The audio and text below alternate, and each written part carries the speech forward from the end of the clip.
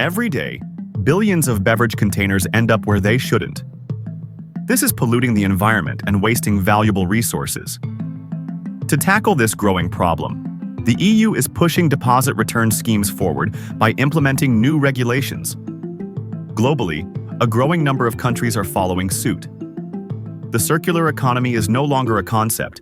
It's taking shape as a legal requirement.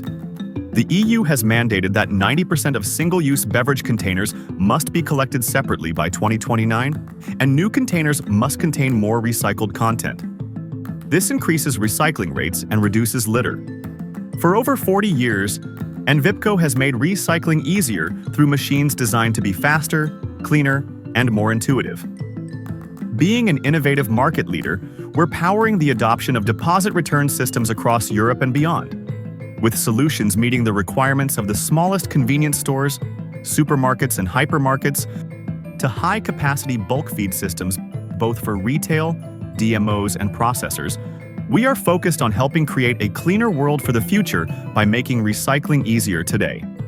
Behind every Envipco machine, there is a global network. 4 production plants in Romania, Greece, Germany, and the US ensure flexible and scalable production capacity to deliver on growing demand. Global engineering teams ensure leading-edge solutions, and our local technical and business development teams drive long-term customer success. Envipco is well-positioned to take on an exciting future. With its rapidly growing network of more than 14,000 machines in over 15 countries, and we continue to expand our footprint in new and existing markets. Our efforts and successes are getting noticed, with ever-increasing news coverage on the positive impacts of our technology and solutions across markets. Honderden lege blikjes en flesjes. Deze machine lust petflessen en blikjes rauw. Dit is het. Ja. Let's go, baby! Envipco technology helps meet collection and recycling targets. Our broad range of machines drive footfall to each type of retail store, and consumers like to engage with our technology, driving increased collection rates. Recycling should be easy, and with us, it is. We're here for the long run. With systems built to scale and our people driven by purpose, we're making recycling easier for everyone.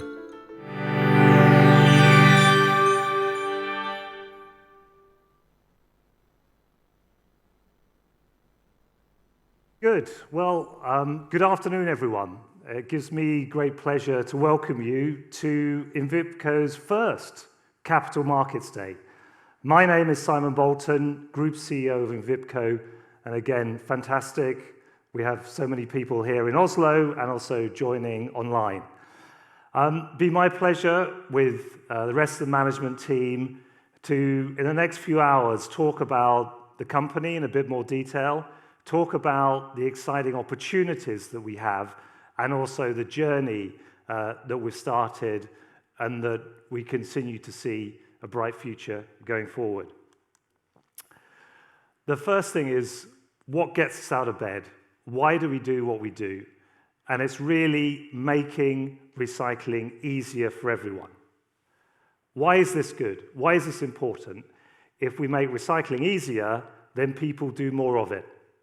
Okay? Our customers, typically retailers, they like to use our machines. Internally, people find the company easier, and obviously everyone, external stakeholders, understand what we're doing. We are a recycling technology business, and our focus is beverage containers. So making recycling easier for everyone. Why is that important? If we do that well, then ultimately we create a cleaner world for future generations. And that's our vision, and that's what's driving us forward.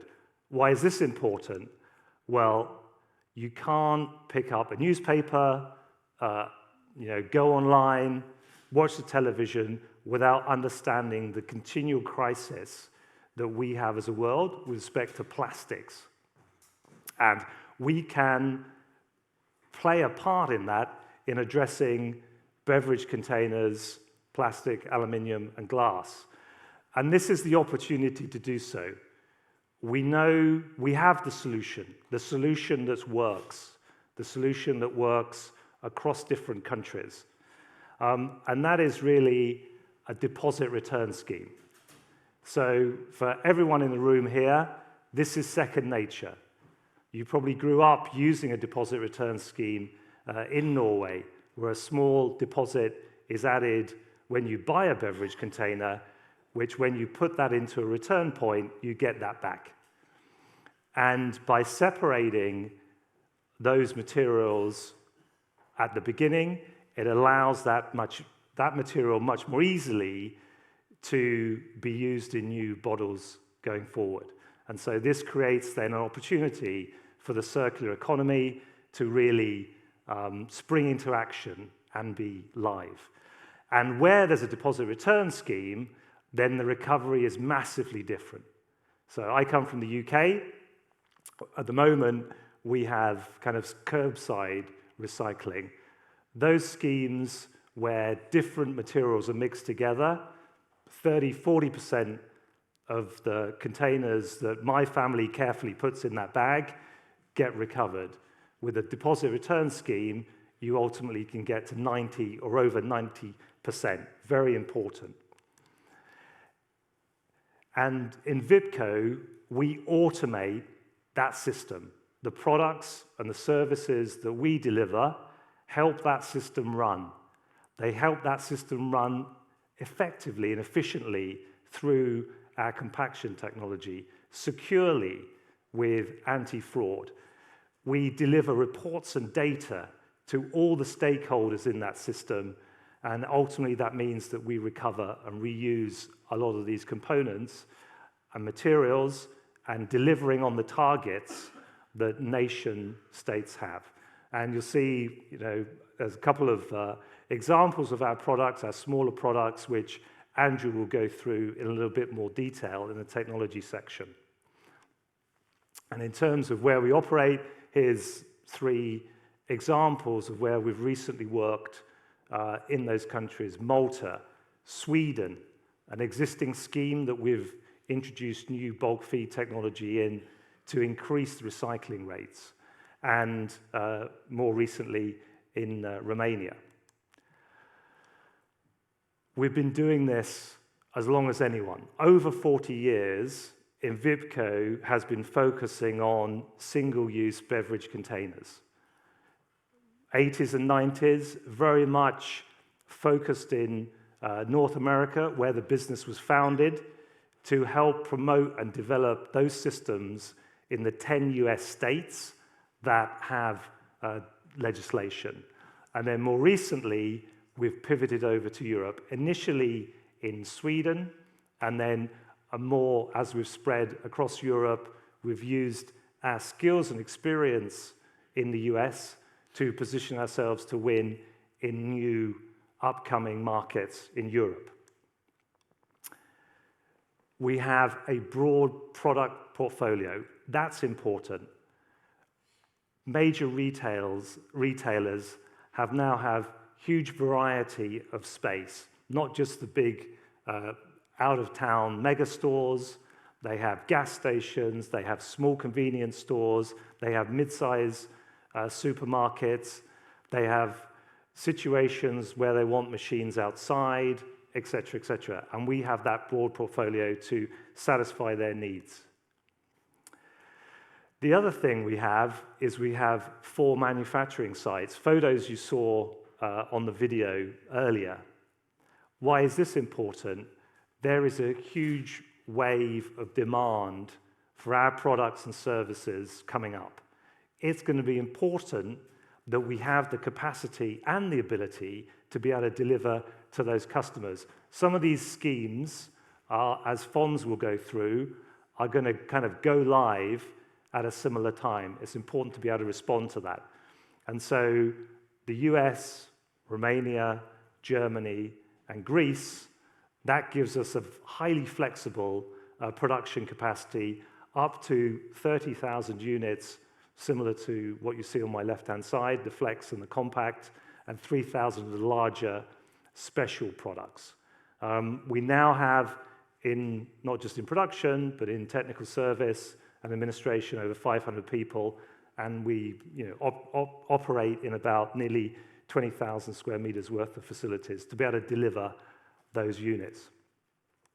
But obviously products don't deliver themselves, and our key element is the people. We've done a great job at recruiting talent, motivating and retaining talent in the business. And we have a set of clear values that has come from the history of the business, entrepreneurial, it was family run before, so about commitment, about vision, about performance. We know we need to perform. We think hopefully at the end of the presentation, you'll understand the key elements that gives us confidence that we can do this over the years ahead. And always within an environment that shows high level of trust and respect. That is important to us. And those set of values, we feel also differentiate us versus our competitors and some of the other technology vendors out there. As mentioned, as countries react to legislation, there is going to be a significant demand for RVMs. This is one way of looking at it. In the last 3 years, new schemes have covered about a population of about 42 million people. In the next 3 or 4 years, just under 300 million people will be covered by a scheme. In the next 5 years, that will be over 400 million. And roughly the demand for our goods and services is in line with population.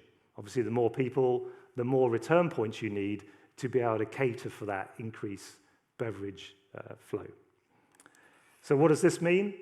Well, right now, it's taken 40 or 50 years for this industry to install about 100,000 units. Okay?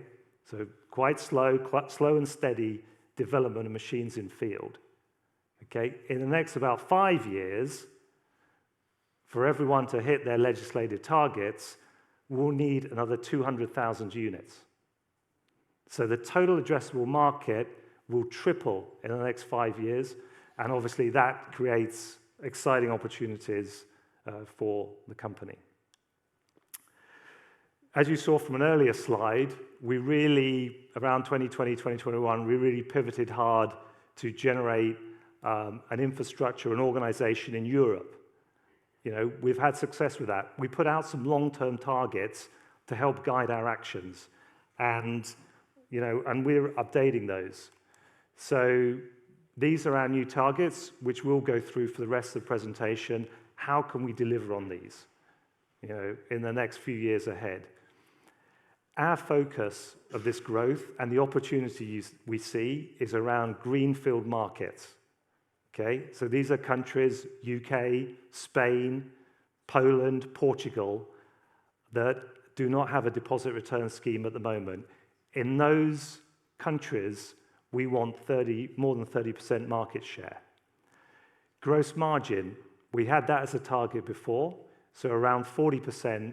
We're committing to that as we drive efficiency in the business and we get the right price for our product and services.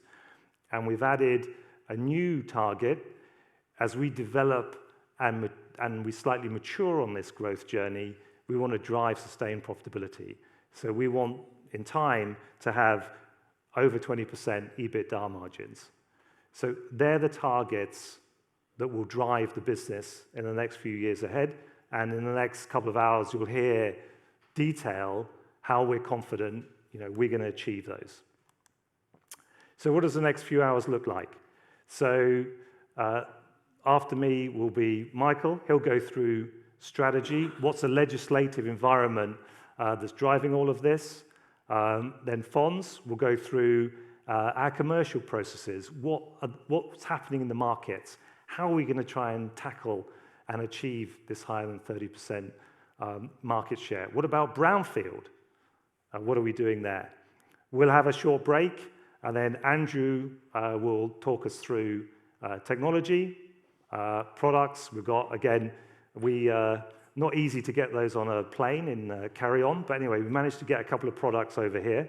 So we'll go through technology, Patrick, go through finance, and then I'll finish off before we have a curated Q&A session. And Marcus Fabian, thanks for helping us with that. And then afterwards, we've got some drinks outside for those who wish to stay, and we're very open to have a chat with you. Good, sounds good? Audience goes wild in Oslo and says, yes, that sounds great, Simon, if in case you missed that online. So without further ado, Michael. Thank you, Simon. Good. Let's jump into this. So, as Simon mentioned, Envipco has been on a fantastic journey. Over the last few years, we've seen revenues grow significantly. Let's take a step back and see, what are the groundworks? What has driven this? What's the platform that has enabled this?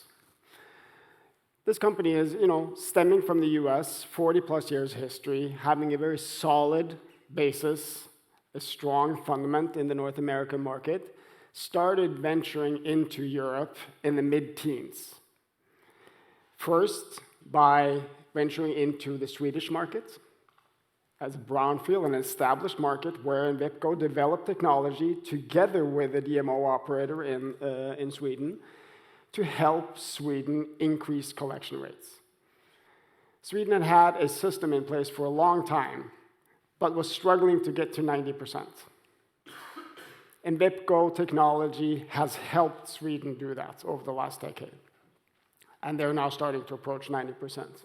Also, Envipco ventured into Greece, a market that not yet has a DRS in place, a deposit system in place, but that wanted to start increasing collections. Together with a partner, that was the second European market. Then, in the 20s, we've seen fantastic growth, driven by the entrance into new deposit markets in Europe. Establishing a very strong market share in those markets, well north of our targets. The driver is the appearance of new deposit markets. Most deposit markets in Europe were established in the 90s and early 2000s. This whole list of markets. Since the early 2000s, not much happened. One market came about, Lithuania in 2016. But as we approached 2020, we saw an increasing number of countries starting to work towards introducing or wanting to introduce deposit schemes. And the list was long. This list, Envipco started to target by starting to invest, prepare. The company was already listed in Amsterdam, had a secondary listing and secured funding through the listing in Oslo, started to invest in the organization, started to invest in assembly facilities, setting up supply chains, etc., in the European markets. Starting to approach this market opportunity. Together with that, the company set up targets, announced these targets in 2021. Having the ambition of capturing plus 30% of these new greenfield markets. Aspiring to grow gross margins up towards 40%. And as a result of the expected introduction of DRSs in Europe, saw the potential to increase revenues by 4 to 6x.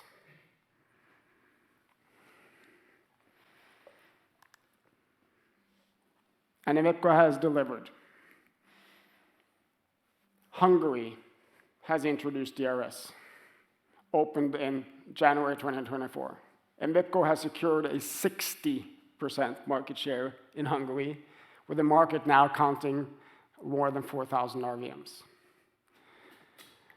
We're one of 2 RVM providers into Hungary, delivering to the operator, the MOL Group, in that market, and primarily supplying a variety of flex RVMs that you see here to the right, and Optimas. Then you have Romania, going live in November 30th, 2023, 35% market share on a market now counting around 6,000 RVMs.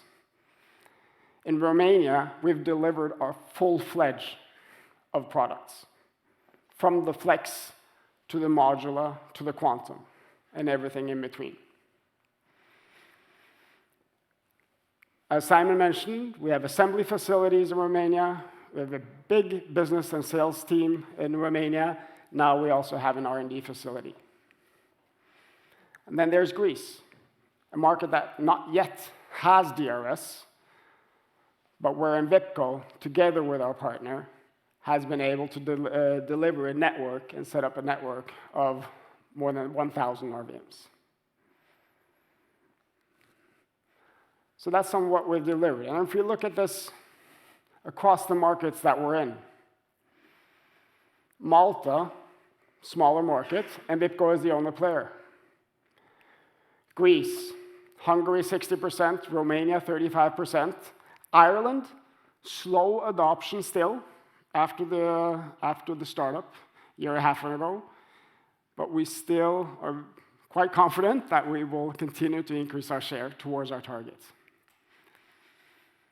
Scotland had a DRS pilot in 2022, 2023, is now aligning with the UK DRS startup in 2027. And the commercial case that Envipco had in the Scottish market was very, very strong. So overall, the company has delivered well north of its 30% plus market share target across these markets where we've entered. Gross margins. Solid improvement seen coming out of COVID and all the difficult supply chains that most businesses had. Pretty solid run. Not quite at 40% yet, but on our way.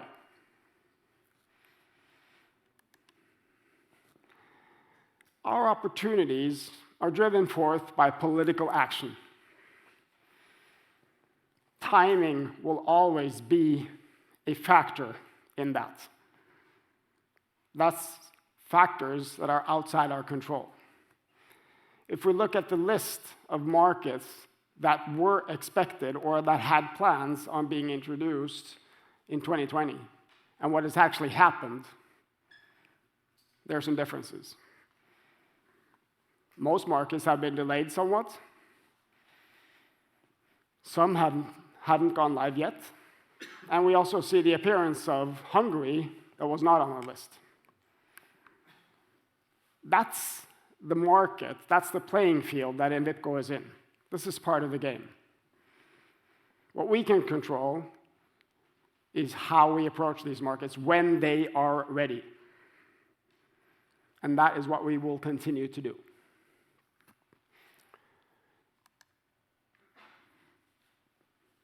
So we've delivered on these greenfield markets that have come live.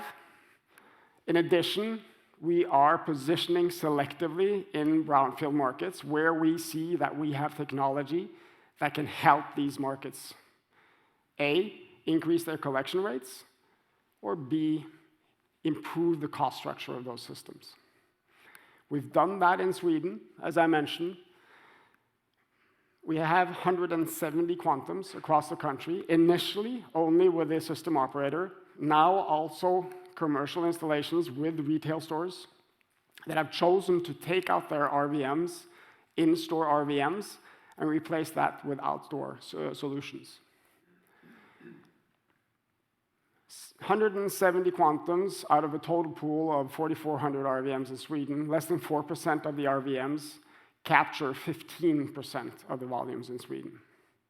These are highly efficient machines.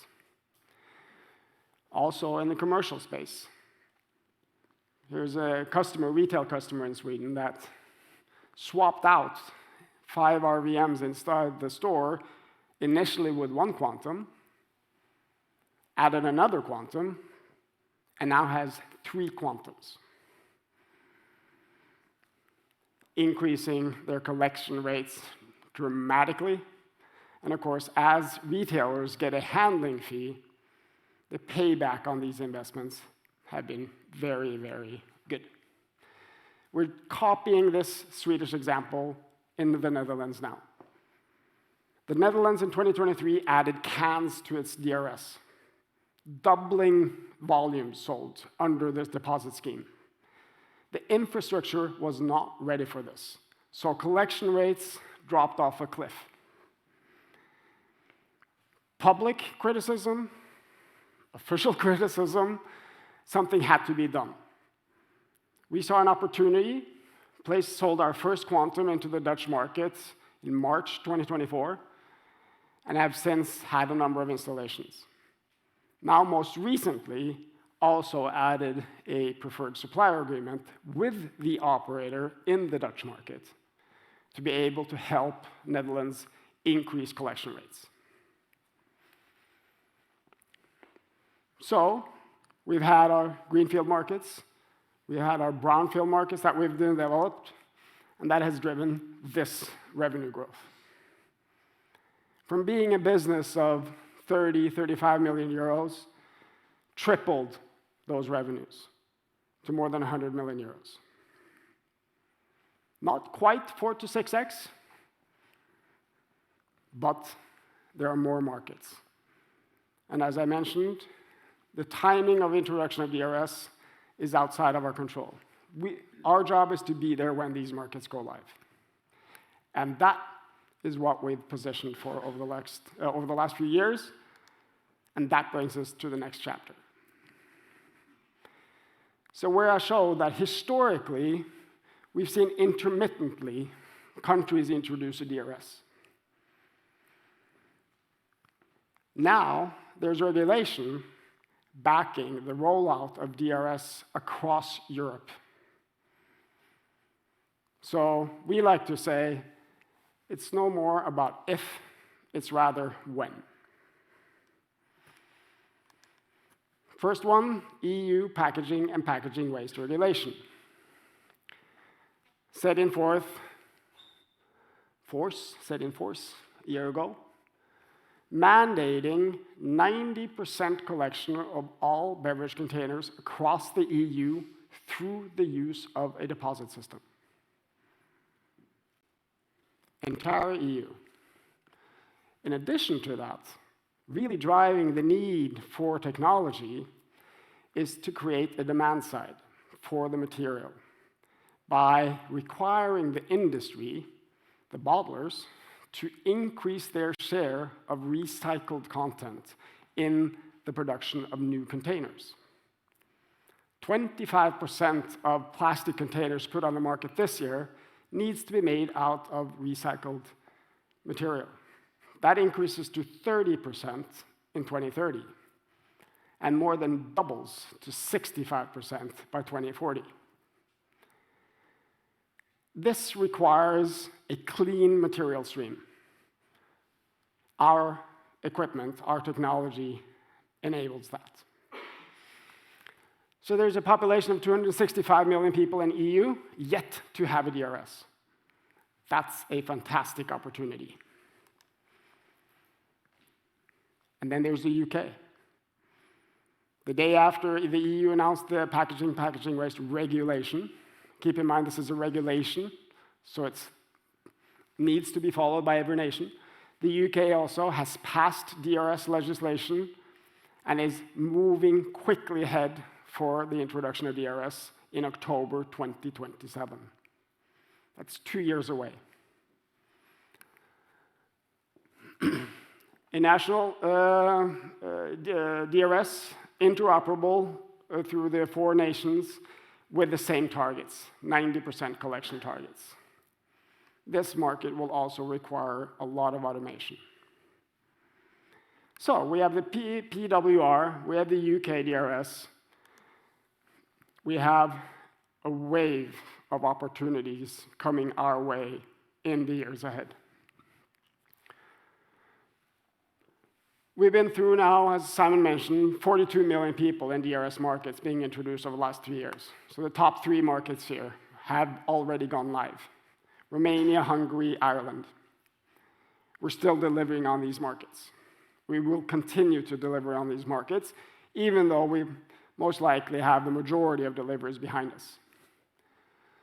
The next 2 markets coming up is Poland, going live from October this year. Portugal, going live next spring. And then successively, we're seeing UK coming 2027, Spain, we'll see exactly when, 26, 27 type of time frame. And then we have other markets as well. Greece is planning rollout of a DRS. We believe it's likely to start happening next year. Czech Republic is more of a 2027 type of market opportunity. And then you have Turkey, which also over the next year or 2, and they've been working on this for a long time, are preparing to go live as well. These are all key target markets for Envipco. And as you will hear later, markets where we already are engaging and have been for some time. That's our business model. That's how we work. That's in our DNA. So, how can we put numbers on this? Simon put a big number up there, 200,000 RVMs over the next 5+ years. We can break it down like this. Poland, Portugal, Spain, it's another 45,000 RVM potential. On top, that's close to 50% growth of what's already out there. Those 3 markets. UK, another 35,000. So the 4 markets that are coming up now over the next couple of years, 80,000 units needed. We've established position, we've proven our ability to deliver. And then EU markets, outside of these initial markets, another roughly 75,000 units. Turkey, around 35,000 units, and then some peripheral markets around. Those are the big building blocks of the 200,000 unit market opportunity. At an average selling price of around 20,000 euros per RVM, that translates into 4 billion plus euro market opportunity. It's unprecedented. This industry has never seen this type of market opportunity reveal itself, driven forth by regulation.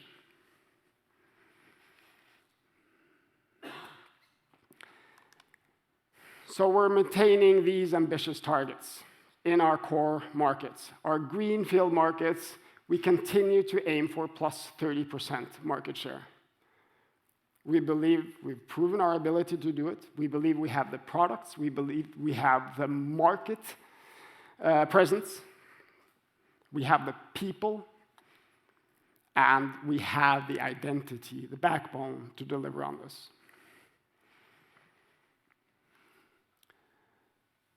These greenfield markets are going to be the clear driver behind the growth over the next few years. But in addition to that, we will continue to work selectively on existing markets as well, existing brownfields, as we have been doing in Sweden, as we are in the presence of doing in the Netherlands. We've now installed our first units in Austria. We're looking at Slovakia. We just now, Ireland is a deposit market, but we just introduced the Quantum there as well. And as you've seen, we've also started to introduce the Quantum into North America.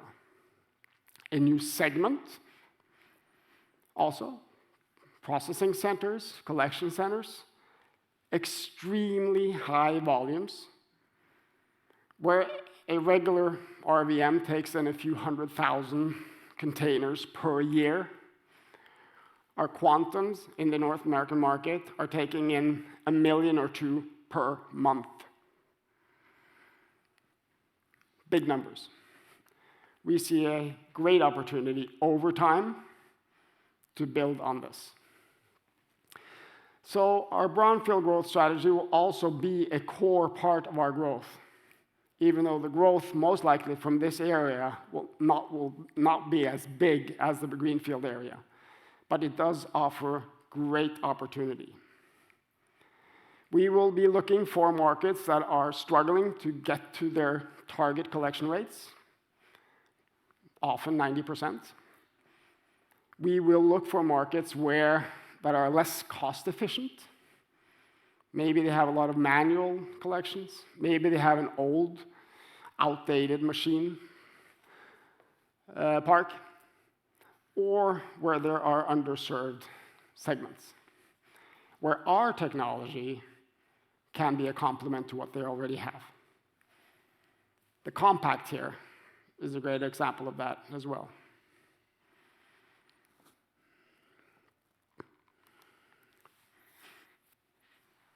Finally, we will be on the outlook for M&A. We will look for complementary technology to what we have.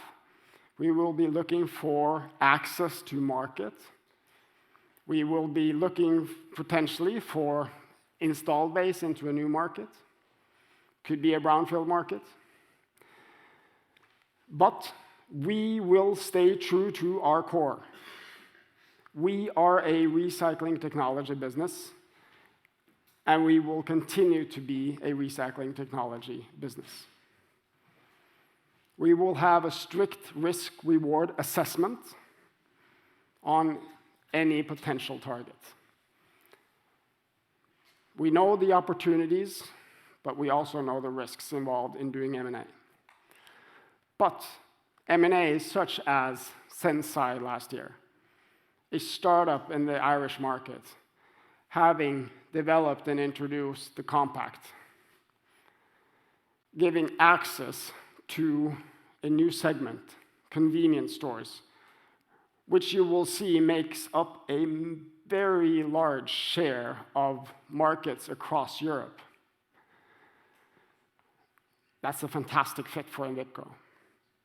Getting access to a great team, great technologies that we may potentially also over time can use in our existing products. New ways of thinking that can make our products even more efficient. A good risk-reward assessment, a great strategic fit for Envipco. We're very happy with getting the Senseye team on board. So,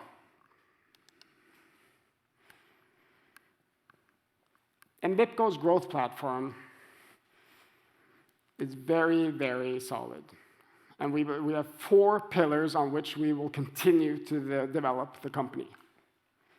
1, we have existing markets. We have a platform in North America. We have now a platform in Europe. We will continue to deliver that platform, to develop that platform, and to continue to deliver increased market share, hopefully, over time. 2, greenfield growth. There is a wave of opportunities coming our way through regulation in the EU, in the United Kingdom, and we see also other markets outside. 200,000 RVMs are needed, a tripling of the market, and 80,000 of those are coming up over the next 2-3 years, as Portugal, Poland, Spain, and UK go live. Brownfields, we will continue to target markets where our technology adds value helps meet national targets, makes systems more efficient. And on top of that, of course, have an outlook, have an eye open for other incremental opportunities.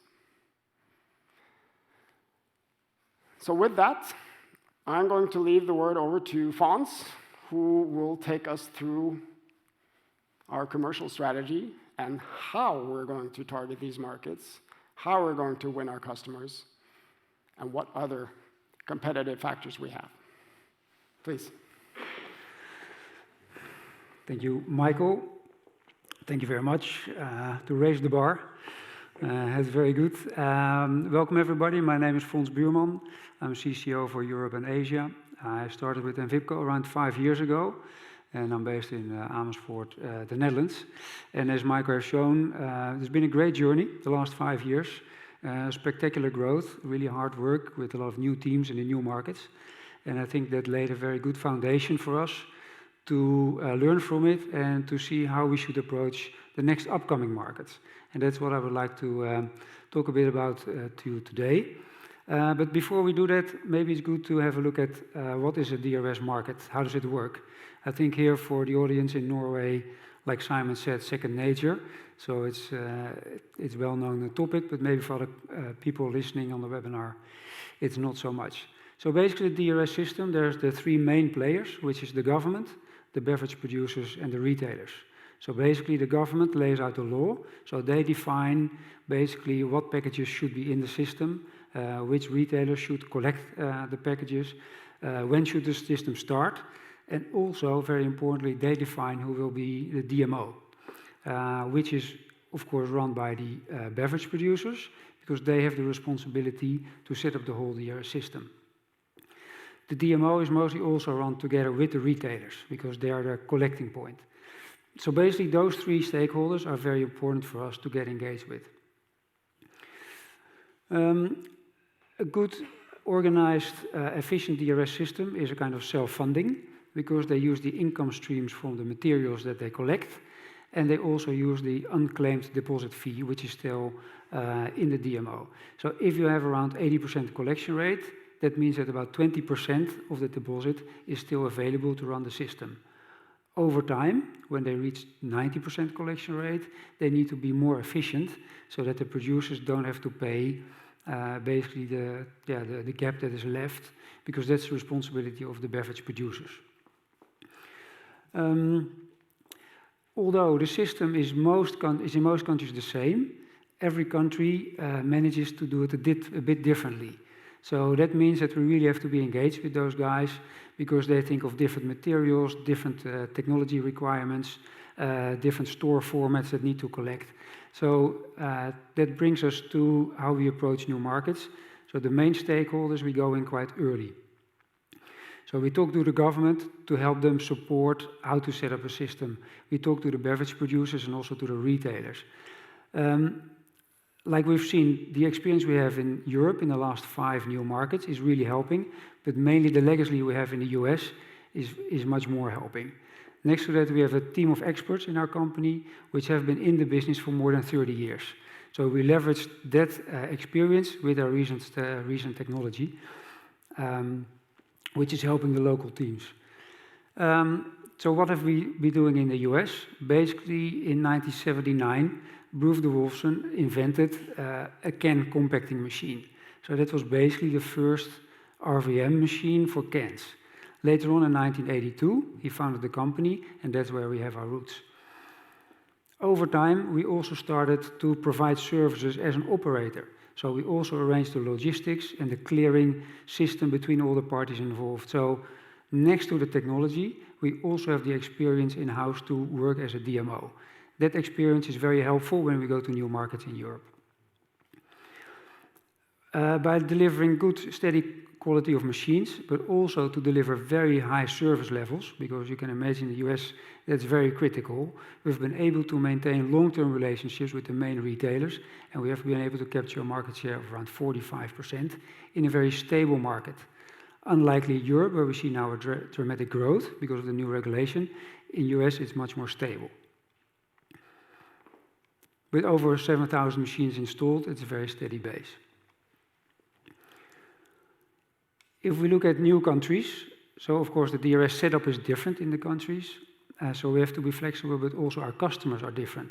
And even certain stores within the same customer are different, and they require different solutions for collecting the containers. So basically we always say there's not a one-size-fits-all. Although maybe it looks like a box with a hole in it, if you go deep and you really analyze what is needed, there's much more to it. So basically we use a kind of graph where we have different elements, and those are typical things that we discuss with the retailer. What's the location of your store? How much storage space do you have? How much staff do you have? What are peak moments in your week to avoid queuing? All those things we add together. We analyze it together with the customer, and then we come basically to the best solution for them. And luckily, we have a very broad portfolio. So next to all the experience and the knowledge we have, we also have a broad portfolio which we can use to find the best solution for our customers. With the recent added compact, which you see here, very small machine up to the large bulk feed machine, which is mostly placed outdoors, we can basically cover all the needs of all the customers. So within those 7 models we are now running, within each model we can even modify certain characteristics of the machine. So we can change the bins inside to accommodate mixed containers or separated containers, to have PET and cans. Maybe later on we can add glass. So these are typical things for customers which are very important, because then they are secured for the future. If things change in the DRS, we're able to change with them.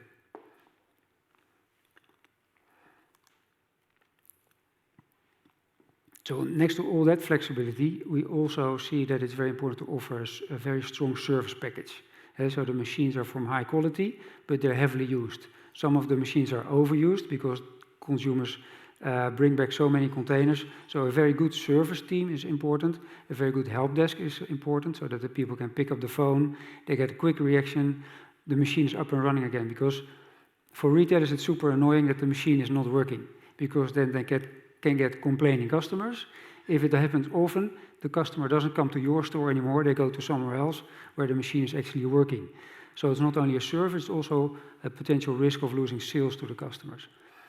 So service is important, and also the different financing models.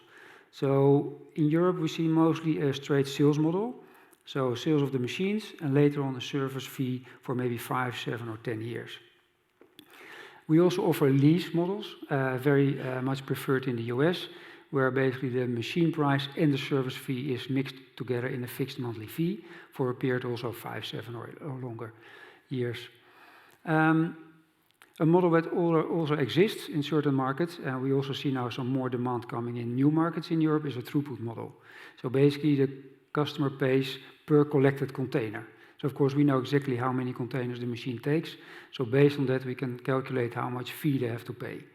So a bit slower ramp up in a new market, because volumes tend to be slow in the beginning, afterwards they pick up. So then also we see our revenue stream go up, but it also means our costs go up, because the more the machine takes, the higher the service. So 3 different business models, very flexible. Sometimes we finance it ourselves, sometimes we work with third parties in the market.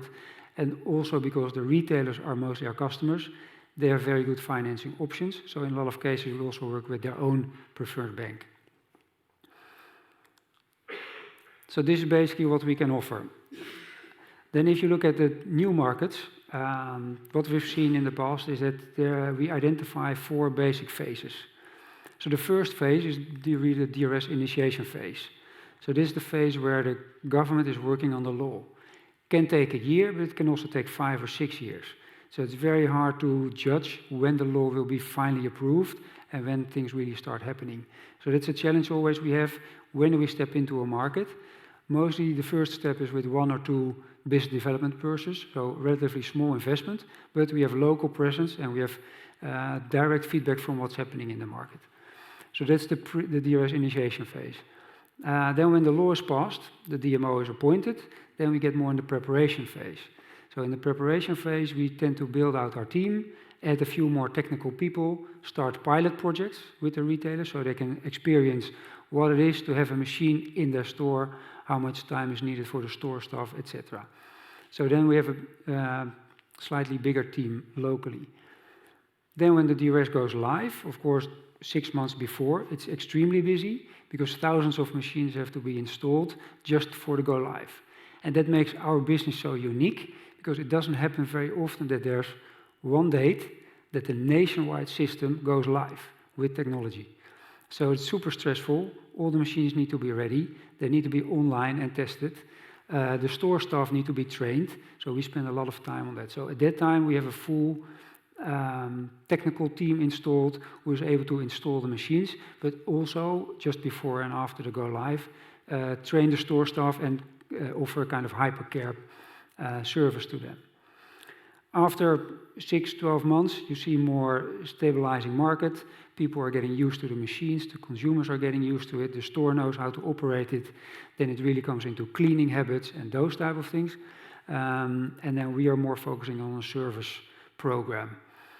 Of course, after that, there will be a second and maybe a third wave, because you see smaller stores who started manual collection.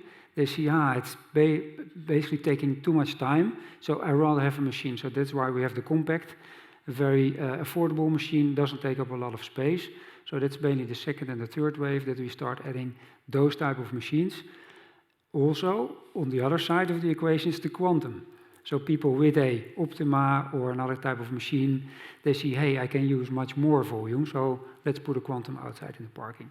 So basically, we can spread out the investment and the revenues over a period of 5 to 7 years, basically.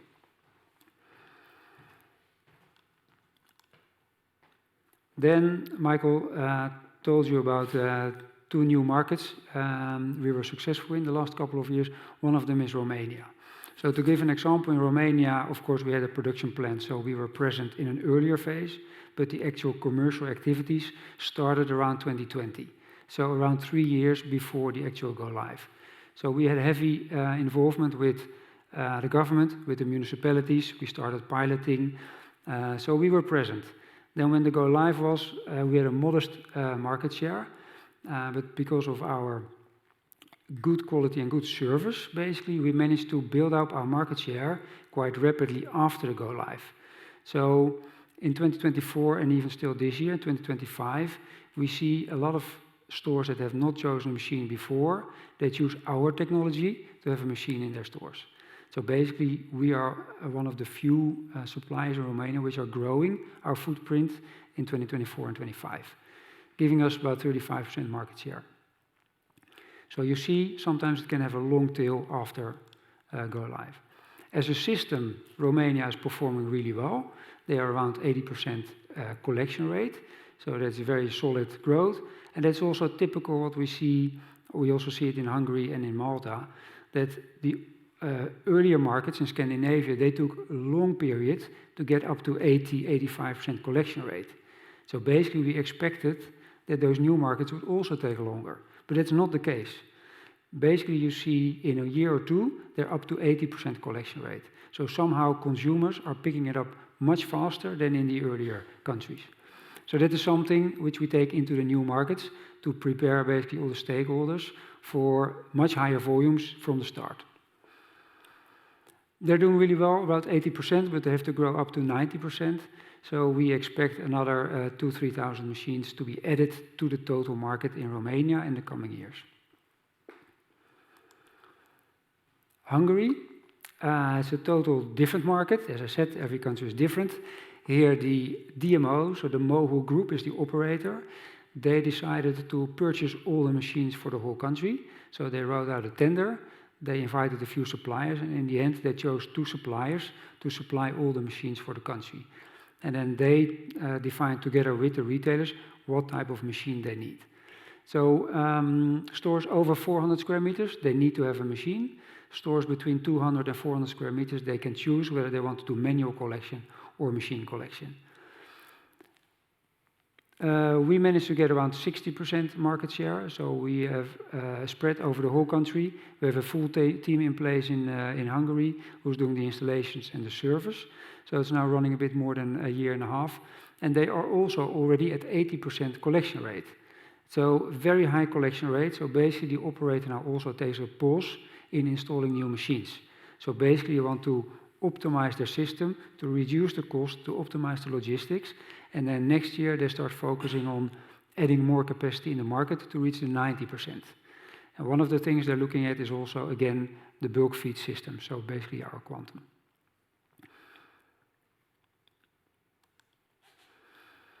So those two markets gave us a very good experience to jump into the new markets. One of them is Poland. I think Poland is on everybody's radar because it's the largest new market in Europe that goes with the DRS. Again here, totally different setup. They let the operator market basically to the market. So they said if you're a beverage producer, you're able to apply to become a DMO. So basically we saw 8 operators in the end. Now it's reduced to 6. So there's now 6 active DMOs competing with each other in one way or the other in the market. So that complexity also means that things take even longer than they normally take, because they have to figure out how to clear the whole system between them. They have to find out, they have to fight for contracts with the retailers. What is the handling fee? So they're competing on handling fee. So it's a very complex system. That's also why we see now more the commercial opportunities shifting into 2026, whereas earlier we thought it would be more second half 2025. So you see we're dependent on how the law is structured, how the regulations is being put in place in the market, and about the timing. That's really what's driving the timing of our business, and that's also the big challenge for us. But again, it's a big market. There's some big international change, some big national supermarket change, and also a huge amount of smaller stores which are independent or semi-organized in the different like franchise setups. So we're talking to all of them. We have a quite extensive team in Poland, which is engaged with all the retailers, which is engaged with all the operators. So we really try to follow all the developments day by day. And I can tell you, it's a very dynamic situation.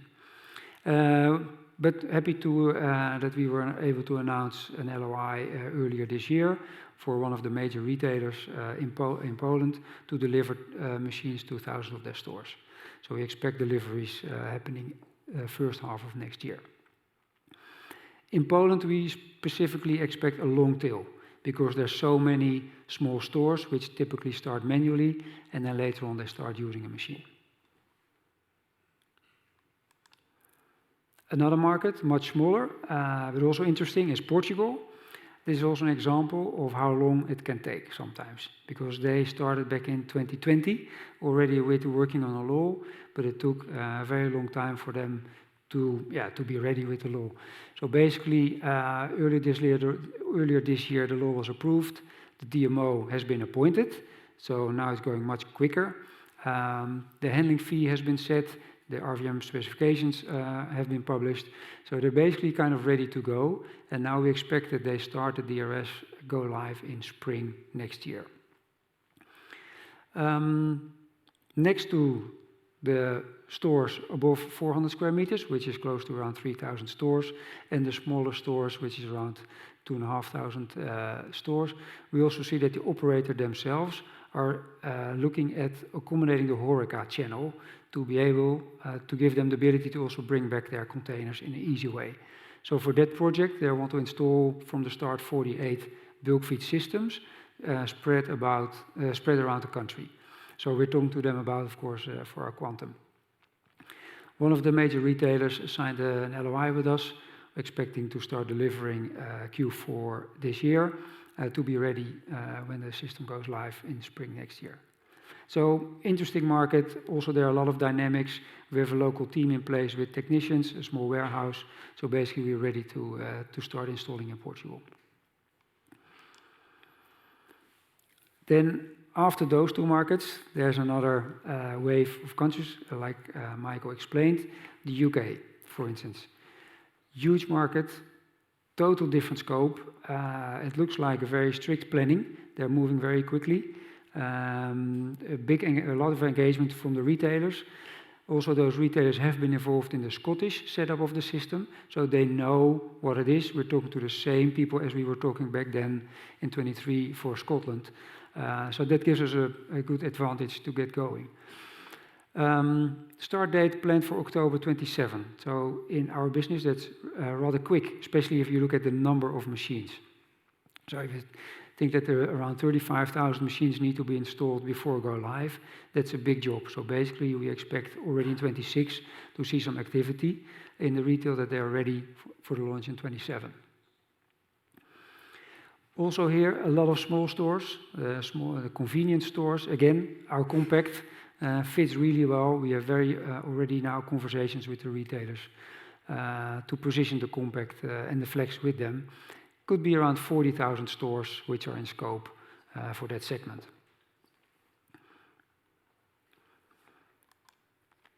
Last but not least, for today, Spain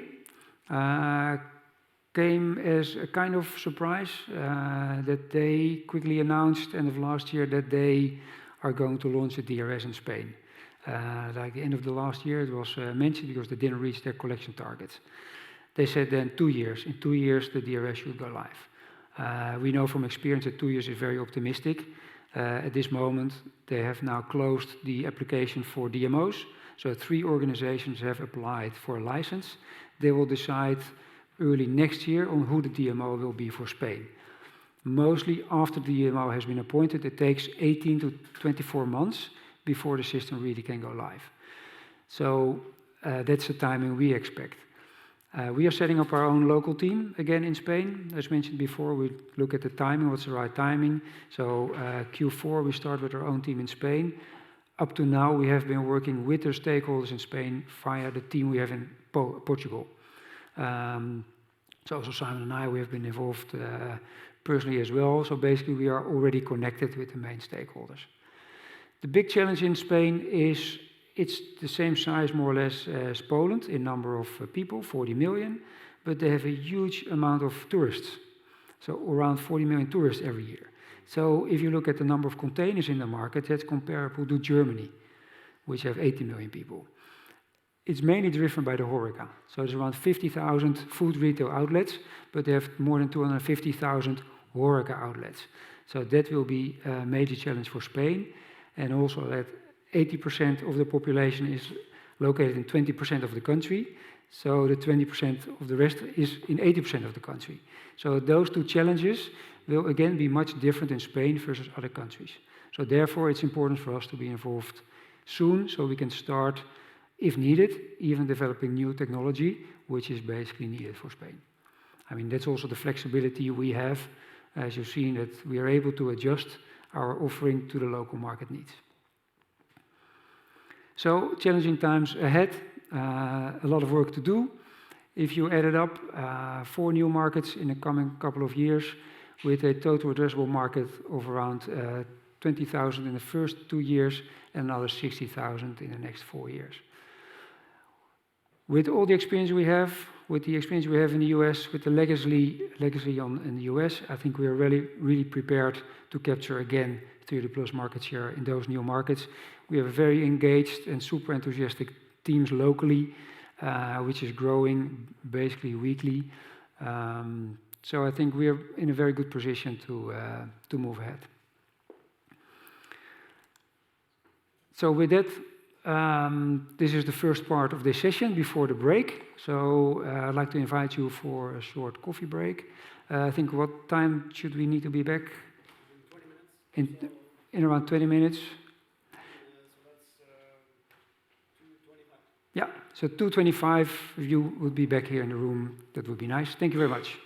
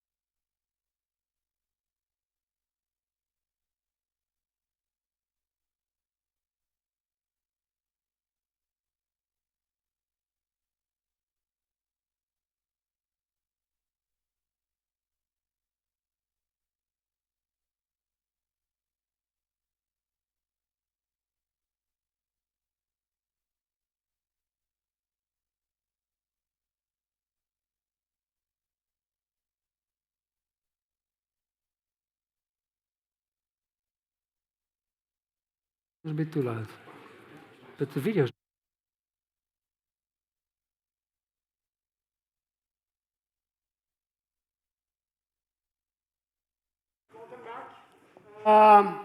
Short break, but I hope everybody got some coffee and refreshments. Next up, we're going to have our CTO, Andrew Keen, take us through our technology map, where we come from, get a better understanding of our base. So, word's yours, Andrew. Okay. Thank you so much. And again, thank you all for being here, and thank you for the very detailed questions as well in the breakout sessions already. So I can tell it's going to be fantastic after this presentation. So my name is Andrew Keen. I'm the Chief Technology Officer for Envipco, and my background is 35 years of product design. So I come from automotive industry, designing engine cooling systems. I come from defense industry, designing intercontinental ballistic missile defense systems.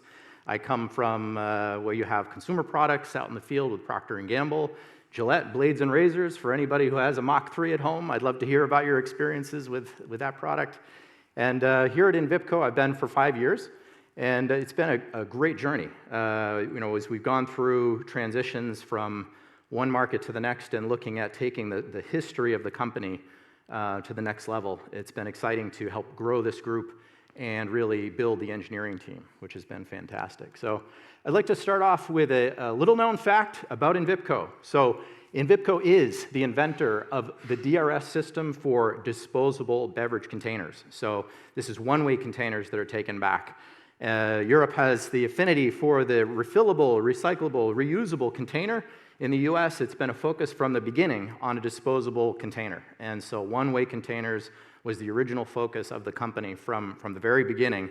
And I'd like to build on that, actually, by telling the origin story of Envipco. So Fons highlighted a little with the patent from 1979, right on cue.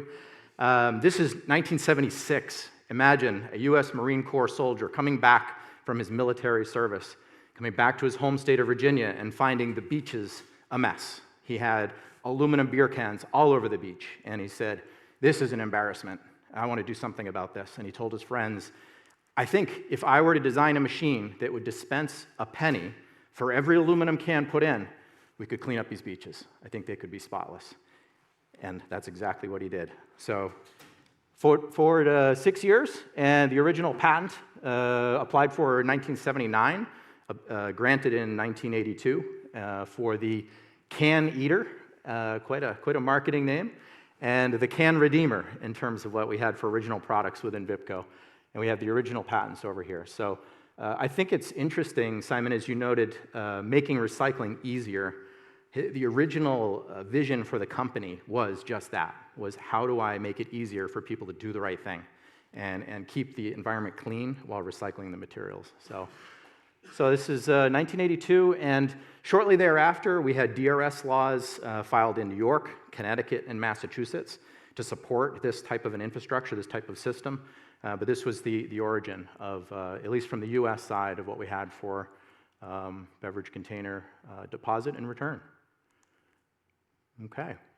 So today, we no longer dispense pennies. You'll be happy to know it's no longer a copper penny. You can take your iPhone and get Apple Pay. You can take your credit card, you can tap, you can get credit card reimbursement, Visa, MasterCard, whatever you want there. You can have Tiki, you can have Revolut, you can have Venmo, PayPal, any form of electronic. You can also have the industry favorite printed paper ticket to bring back to the retail store. Retailers love the foot traffic coming through, spending more money in the store. So times have moved on. Today we are 47 engineers, so 47 design engineers. We have 16 support engineers, and we are a global organization. We have 4 technology centers spread across Europe and the United States. And our design process starts with our sales and marketing team. They bring us the voice of the customer, the needs and desires of the customer. What is each market needing specifically? And then we go off and design our products and technology to match those needs and desires. We take the design, we conceptualize, we prototype, we brainstorm, we test, we market test, we pilot test in the field. Generally, these machines have had over 1 million containers run through them before they ever get out to the market and released. So highly validated designs, high quality designs. We release to manufacturing, so our manufacturing partners bring the machines to life with our engineering specifications. They build the machines and they distribute them. Bring them out to the field service team. Field service and support supports our installations, making sure that each customer gets the machine they need, they want. It gets up and running, it runs smoothly, it runs well from day one. They also provide feedback to our sales team and our engineering team on the machine's performance in the field. So we hear about opportunities for improvement. We hear about reliability. We hear about features that customers are requesting. And so it's a fantastic loop that allows us to continuously improve the machines and the technology as we move forward. Okay, our engineering team is a full stack development team. So we have every engineering discipline, from mechanical engineering all the way to machine learning and AI. We do everything with these machines. All the development is in-house. We're able to develop a customized solution that is highly cost-effective, highly reliable, and also customizable to what the consumer's needs. So if we hear retailers are looking for specific features, we're able to do that, which is a great, great capability to have. Our core technologies focus on compaction, recognition, customer UI experience. We have our data, IT, fleet operations, and then automation. So this is really important because as we think about how we play in this market and our competitors, these are points of differentiation for Envipco. This is what we do really well. We focus on these elements and we lead the industry as we go forward. Our product lineup. So we go from very small, as you can see here, we have our compact machine, which is the smallest machine, primarily targeted towards convenience stores, small format stores where you don't have a lot of space and you want to set up a machine. You can tuck it in a corner. People put it underneath windows so you're not blocking too much, but you're also not taking up retail floor space. Moving up to Flex, we have a Flex machine here, Ultra, Optima, HDS, Modula, and Quantum. Modula is a backroom system, so this is a system that can be extended. It can be extended. It's shown here with 3 modules. You can extend this up to 12 modules. And so you can have PET, you can have glass, you can have one-way glass, you can have refillable glass, you can have aluminum, you can add other materials as well. So this is flexible and designed for the future with a flat belt system that we can do more with as we move forward. And then Quantum, you saw and heard about bulk feed technology. Hopefully many of you have used a bulk feed machine. It's a great experience. From a customer standpoint, you don't have to stand and put containers in one at a time, getting your hands dirty, spending half an hour. You can take your bag, dump it in, hit the button, and walk away. It's a great experience. We have stories from our customers in Sweden where people drive 10 kilometers, 15 kilometers to go specifically to this machine so they don't have to waste half of their day returning their containers. And then they happen to go into the store and spend some money. So it works for both sides. And it's an absolutely fantastic product. And as you also saw in some of the slides, it's also now enjoying some great success in the United States with New York and soon to be California as well. So a really, really great story with Quantum. And yeah, so this allows us really to support the needs of any customer, even outdoor. So as you look at like public parks and public bus stations in Malta, we did quite a bit with like local locations that might be in the middle of a neighborhood and you've got a small piece of grass in the middle of a parking area. The city can put this down, so you don't even have to have a retailer attached, which is really important as we go forward and talk about getting to the 90% level for the countries of Europe. So we'll add on a little bit more there. But Quantum's designed bulk feed. It's designed for outdoor installations. We have this product in the Arctic Circle, very, very far up and very cold. We have this product in the heat in Athens in Greece. And so it's able to survive that huge temperature swing and exist in these environments.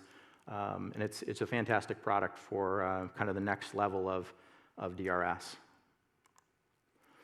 Compaction. So our first core technology area, Envipco very early became a leader in the compaction area, probably because of the origin with disposable containers, having to crush those containers and bring them back in a very compact format. Our technology has been highly copied by our competitors. It's always a sign that you're doing something right. And we continue to be a leader in compaction technology. It's important for a couple of reasons. Obviously, when you compact material, it's lowering your trucking costs. You can fit more containers in a truck. You don't have to have as much diesel and fleet, but also total cost of ownership. So we specifically designed these compactors to last longer, to be more reliable, and that gives the customer a better experience. You don't have to replace it every year, every 6 months. You can go, for 1.5 million more containers before you need to think about replacing a compactor. So durability is a big point of differentiation. But it's very important for this industry that you have good compaction technology, and we are absolutely a leader there. Okay, continuous improvement. So Flex, you can see over here to the side, is a great case study for continuous improvement. So introduced in 2015, we've continuously improved Flex by adding additional features and functions to the product, but we've also addressed the cost. So we've brought the cost on the product down by 20% as we've moved across this continuous improvement cycle, and we've increased the performance by 2x. So we're using lean techniques, we're using agile techniques, we're using Six Sigma techniques, and we're improving the product performance by focusing on reliability metrics, measuring, and specifically focusing on the areas where we want to improve, and we add features to improve the performance of the machine. So in addition to focusing on new features and new products, we've also got a very strong focus on the core and making sure we've got strong products that have a low cost of ownership and are also able to maximize our earnings as a company. Very important. Technology is a key enabler. So as an investment community, this might be the most important slide in my section, other than the cool technology stuff. 90% is the most important number on this slide. So for every country in Europe to reach 90%, they need to get beyond the traditional DRS. So the traditional DRS is you go into a supermarket, you put the machines in, everybody brings their recycling back. That will get you to 80%. I think 87 was what Simon showed on a slide. To get to 90%, you've got to go beyond that. So now you need to get into small convenience stores. You need to get into local markets. You need to get outdoors. You need to be able to go into public parks. You need to be able to go into other settings where traditional RVM systems don't apply and don't work. And this is where Envipco's focused. So we have solutions at the small end with Compact that can go into convenience and small end stores. And with Quantum, as you saw, we have large format machines that can go outdoors. This is critical to enable these countries to reach their targets. And Fonz, I think, is experiencing this now in the commercial end with some of these customers who want to get to the next level, and we have the products to offer them. So it's a fantastic combination of technology and the commercial opportunity. Okay, so our three key priorities in our technology strategy are, number one, focusing on bulk feed. So the experience of being able to take your bag of containers and dump them is clear. As a consumer, that's what you want. You're going to go out of your way to find that experience, and we know that. And so that's where we're focused from an innovation development standpoint. Number two, the convenience store segment. So it's been undertreated for a long time. I think our commercial team did an outstanding job identifying merger and acquisition opportunity with Sensi and the Compact machine. It's a fantastic product that fills that gap right now very nicely. Great acquisition there. And number three, continuous improvement. So making sure that the machines are reliable and that we do lower the cost so we are able to increase our earnings as we go along. So that's our three key points for our technology strategy. And this photograph, I think, is a week and a half old. So this is straight out of Ireland, the first installation of Quantum in an outdoor setting. So this retailer didn't have to give up any of their parking lot. They didn't have to give up any retail space in their store. And they get a machine that can process over 1 million containers a week if you want to go. I mean, it's an unbelievable machine. People drive from all around to get in and use this machine to process their containers quickly.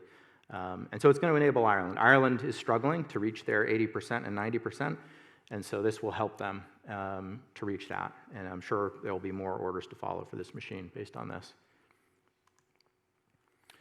So Quantum S. So we're proud to announce the launch of Quantum S, our latest product, and this is S for small. So we basically have taken the Quantum and shrunk its footprint down. So we have the performance of Quantum with the high-speed processing of containers up to 100 containers a minute, fastest RVM that we know of on the market. And it's just a great product. People that have this product want more. They like to purchase more because of the throughput and the performance. But we had specific asks in the market coming back from our commercial team saying, our customers want a smaller product. They want to be able to go into a space that would only take 2 car parks. So the picture on the right, it might be a little confusing, but you can see the competition footprint for a bulk feed system in white, 6 car parks, okay? And then you can see our Quantum normal in the light green, so that's Quantum XL, 3 car parks, so half the size of the competition, so we're doing well there. And then we've reduced that even further. So we've reduced it down to 2 car park spaces. So now if you're a retailer who wants to buy this machine and install it, all you have to give up is 2 parking lot spaces. If you don't want to modify anything, and you can drop it, run the electric, and it's ready to go. Or as you saw in Ireland, you can make a nice off-to-the-side sitting area, which is very nice. But it's a very economical solution for retailers that don't want to give up any retail space in their store and don't want to give up all their parking lot as well for a huge machine. So there's a lot of interest for this. We were specifically asked about this for California, and so there's a lot of opportunity and a lot of retailer interest in the product. Okay. And in summary, so for us, as you can see from the very beginning, innovation's our lifeblood. So creating new products that make people's life better, so that improve the recycling experience for people, make it easier for people to recycle. And of course, you need technology to do that. I think somebody did say that it's a box with a hole. Yes, that's true when you look at it. I can assure you there's enough technology in that box to fly you to the moon and back. So rest assured, there's a lot of technology involved in this industry. A global organization, so that platform you described of having the US and Europe as stable platforms to be able to build on, it's so important for us to be able to develop products in the market, for the market, and be close to the consumption to really understand what's happening. And we're able to do that with our engineering team today. Leading the product range, so yeah, absolutely. To really address the needs of all the different consumers we have in all these different countries, there's a need to have a very broad product range and also have the ability to customize that product range. So I'd say one thing that's unique about Envipco is that we are able to listen to the customer and make changes to the product. I know some of our competitors are unwilling to do some of that, and Envipco has been very flexible, consulting with the customer, understanding their needs, and then developing solutions that are specific to address what they're looking for. And continuous improvement, it's extremely important. It's not the glory and glamour of developing new products necessarily, but it's so important from a core business standpoint to be able to have a reliable product that is a low cost and is very efficient from an earnings perspective. New market segments, and so as we go forward and say, look, the future is bulk feed, and the future is to be able to get to the 90%, to be able to go outdoors and in small stores. That's where we're pushing. The mid-range of the products is very well understood, and it's very well addressed, frankly. But the ends of the spectrum are really where we're playing from a standpoint of developing new technologies, and that's really about addressing our customers' needs. So making sure that these countries and markets are able to meet their targets of 90% to help them get there is really what we're here for. So that's what I have from a technology standpoint, and I'll look forward to questions after. And I think I'll hand over to Patrick, our CFO. Yeah, thank you. All right, I hope we still have everybody here for the best segment here, right? Now, all jokes aside, I think we heard some great presentation already. And before I get into some of the finance, right, this all impacts the financials, right, and the finance segment, and how do we get ready for the next phase. And maybe quickly to reflect a little bit on and some of the things already have been highlighted here in the previous slides, right, but where do we come from since 5 years ago? A lot happened, right? We're definitely not at the same place than we were 5 years ago. A lot of growth, top line, for sure. A lot of focus went on the top line. But in the meantime, we also almost more than 200% grew in our employee base, right? We doubled our factories. We added a lot of additional ERP platforms along the line with legal entities opening. Right, so that created a lot of extra activity. We grew in many aspects from that standpoint. So what does that mean for finance? And maybe before I get into that, my name, Patrick Geerman, CFO. I joined Envipco, about 6+ months ago, beginning of the year. About 25 years experience in finance. Most of my time, international experience at production companies, service organizations, always highly innovative products, which I enjoy, and great to be here. I would say that the past 6-7 months have been very insightful. Learned a lot, and great to work with the team here. But one of the key things for me is how do we get finance ready for the next phase? A lot of growth we've seen, a lot of growth that needs to happen. So how do we bring that foundation in place? How do we strengthen that, and how do we move forward?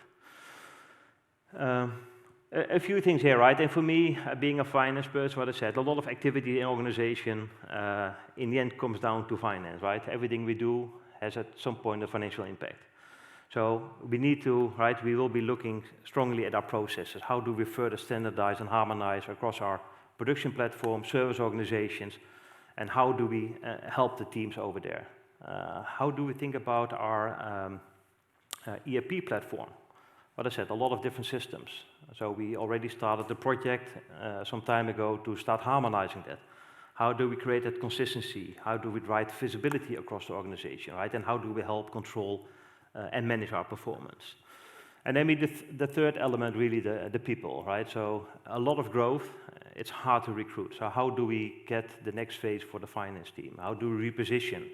What do we do central? What do we do decentral, right? So, and how can we kind of empower the team to really help the rest of the organization, right? So take out the manual work and how can we really business partner with the rest of the organization. That's going to be key if you want to manage the growth ahead of us. On the right side, a little bit of an area of some of the team, how we think about structure. We'll not go into a little detail, but I think for me key is what can we do central and what do we need to have local available. Then if you think about further financials, and already got some questions during the break, right? What is impacting our revenue, right? It's not simple, we sell a machine, the market goes up, we sell 5,000, 10,000 machines. Now, it's a combination, right? So timing is critical for us, also from a planning standpoint. We see that markets sometimes open a little bit later, a little bit sooner. So timing is very critical when a DRS system goes live. Difference between soft and hard launches, right? So depends on how do we phase in. So that's really market driven. We can think about customers. How do customers think about their solution? Fons spoke about how can we help the customer, right? So some want to have a sale with a service contract. Others want to have a throughput contract, right? Or maybe leasing, right? They all have their own dynamics, and it means that even if a system goes live, you might not have immediately all the revenue, right, of the full machine sales in your pocket. It might come in over time. Though recurring revenue is not bad neither, but it definitely changes a bit the profile. And for sure, we got competition, right? We target of 30% market share. For my stand, I'd like to see more, but right, but if you get that, right, but competition is in play, right? We have seen the outlook. It's a huge market, right, and very interesting. So we will need to work through our share there. But what do we control? Gross margins. Already one of the key targets for Envipco over the last years. How do we improve it, right? How do we get to that 40%? And there's a lot of elements, right, that we control. Think about production, right? Productivity. How do we scale, right? We got a new factory, Romania. How can we help that to scale up, drive productivity, be efficient, right? So that will really improve our volume. Together with our supply chain team. How do we get our kind of benefits over there, be efficient, work with the vendors? Technology, right? Andrew already mentioned, continuous improvement, getting new products out. How can we make products cheaper, right? So that's going to be a critical element as well to continue to focus on this and to get better. And four, definitely our installed base, right? How can we get better on our service organization?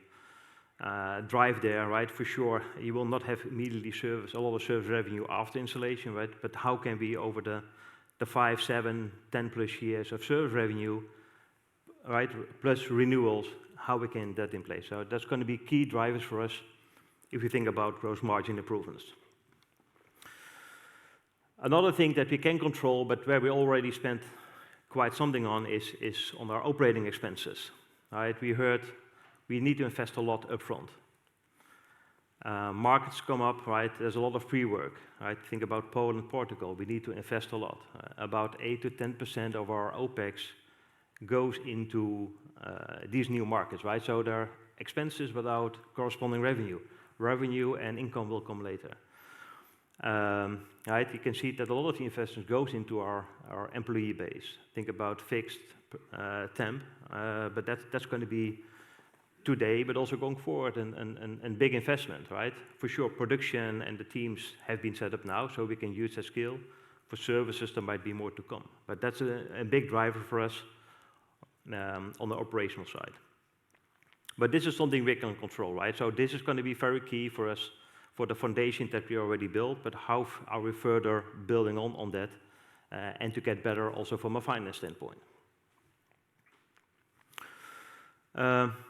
And really what is key is, right, the moment we have this foundation, we really can leverage that going forward, right? So that leverage and using that foundation is going to help us further growth and stabilize.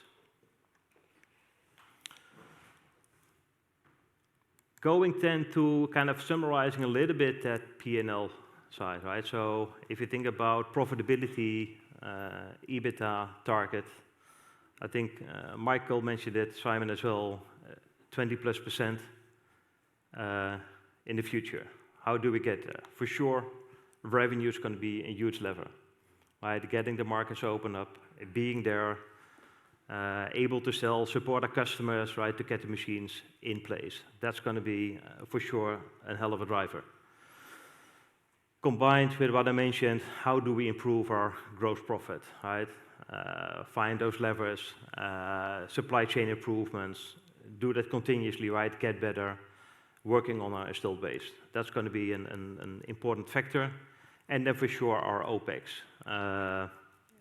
Teams already invested a lot, so we get to really to the point, right, that we can really start capitalizing on those investments, on that structure. For sure, still some things to improve, right? What I said, especially on the finance side. And other elements to get better, to get stronger, but that's going to be really our baseline for the growth going forward. Then if we move over to cash and working capital, definitely for us a very important aspect, something we closely monitor on an, I would say, daily basis. Given the markets and where we are, right, there's a lot of investment in working capital, right? We want to be ready for the market, having the product ready, working closely with the production teams, but timing is critical. So we can see that markets can be starting a little bit later, so how do we manage it? So that's where our working capital is closely monitored, and we will continue to do that going forward. Is really to make sure how do we balance that delivery capacity with the demand, right? When the demand comes, are we ready? How do we work with our vendors? How do we make sure that we're not missing the ball there? Right, so both inventory and our vendors is a critical element. Collection side for sure, customers, I think we've got a very strong customer base. For sure, we're partly dependent on the solutions and the possibilities we have with our customers. Contractually, the good thing is credit risk is fairly limited for us. We have a strong customer base, so the focus is heavily there on the working capital. Right, so that's an important piece for us. What did we do for sure, right? And many have seen the press release. Also to support this working capital, we got into a new finance arrangement with ABN AMRO recently, right? To support us really on this working capital and get that flexibility in place to balance between getting ready for the market and when the market opens up. Another area for investments besides OpEx, what I said, is our capital expenditures. About 8% of our revenue on average over the last few years. Expect to kind of slowly continue with that. I would say key elements in there is really our one side is the technology with Andrew, right? The new technology that we develop, that's part of our investments. For sure, we had our production facilities in the past, right, where a lot of our investments went into as well. And the third base is really those machines that we lease or via throughput, right, that are installed at customer sites. So the RVMs at customer locations in different countries is also part of our CapEx that we need to take care of. The thing is, right, a lot of these things will also not always immediately generate revenue. Think about technology, it can be longer development before it starts paying off. So we have a mix a little bit in there on how that plays out. Then we get to the final item is more overall on our capital strategy. What I said, we have different funding requirements, definitely different by the growth, market expansions. Right? There's a lot of medium-term opportunities.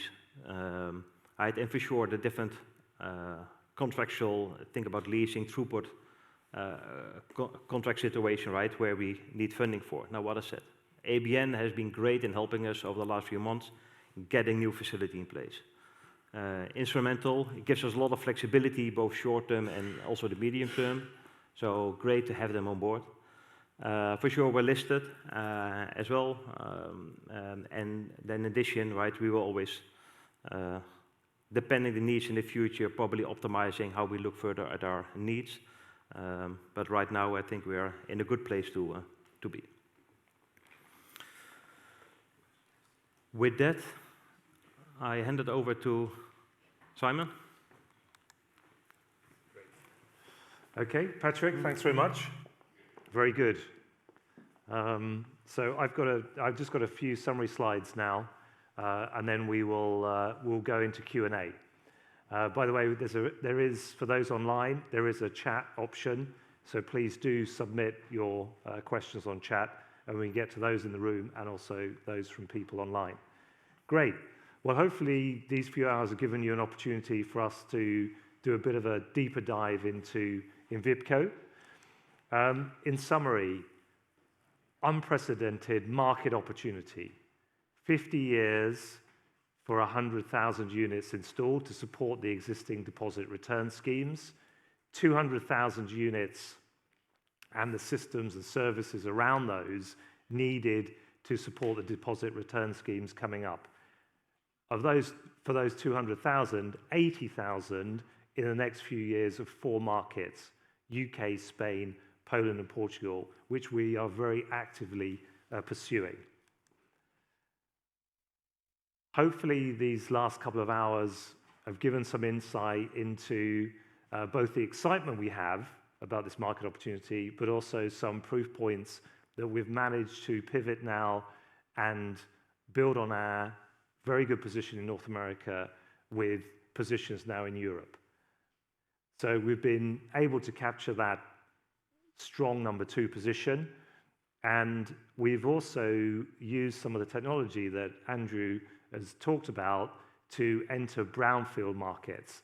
That's not our focus. Our focus is these new greenfield opportunities coming up, but brownfield, helping existing deposit return schemes achieve their 90% or over 90% is still a really great opportunity for us, and particularly with the very small product we have, Compact, and the very large product we have in Quantum, we've got really the technology footprint to make a difference in those existing markets. And we've made investments. We've been very busy the last few years. We've had great success in the market, but also we've made the foundation investments already. They've been done. We have now these 4 operating facilities. We have a strong organization, including a fully formed management team. We have proof points and systems that we can use in new markets. We don't have to learn this stuff again. We are continuously improving continuously. We have to do that. We know that. But we've now had scale expansion into some of these new European markets. We're ready for the next one. We're ready for the next one. And that's important. And really, as we go through and as we increase our installed base, it's important to note that recurring revenue will increase. So we've talked quite a lot about service. Customers know they need to service our machines. As you can imagine, they're used by everyone. They're used sometimes very significantly, 1 million containers a month. Okay, There is beer, there is Coca-Cola, there is Pepsi, there's weird fruit juices, okay? It's stuck in a metal box of 40 degrees C, somewhere in Athens. It will get sticky and it will get mucky. So people know they need to service these products. And so if we have a 6x increase in install base, then there's maybe a 5 to 7x increase in recurring revenue. So as we go through this next period of growth, as our install base increases, that recurring revenue increases in addition to additional units coming from these new markets. So very exciting indeed. That's our final slides. Thank you for your attention. Thank you for your interest.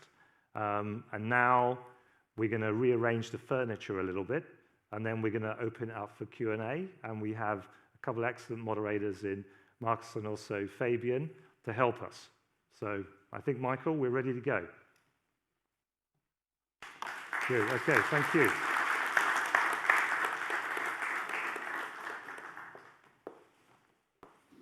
So if I can invite the presenters to come up. So very good. So we don't look like an aging boy band, we're going to get some chairs, I think. So,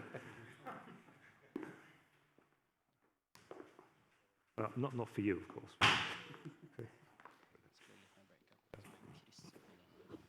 Okay, great. Okay. Cheers, Michael. Thank you. Okay. Maybe slightly over here for the light. That's it. Great. Okay.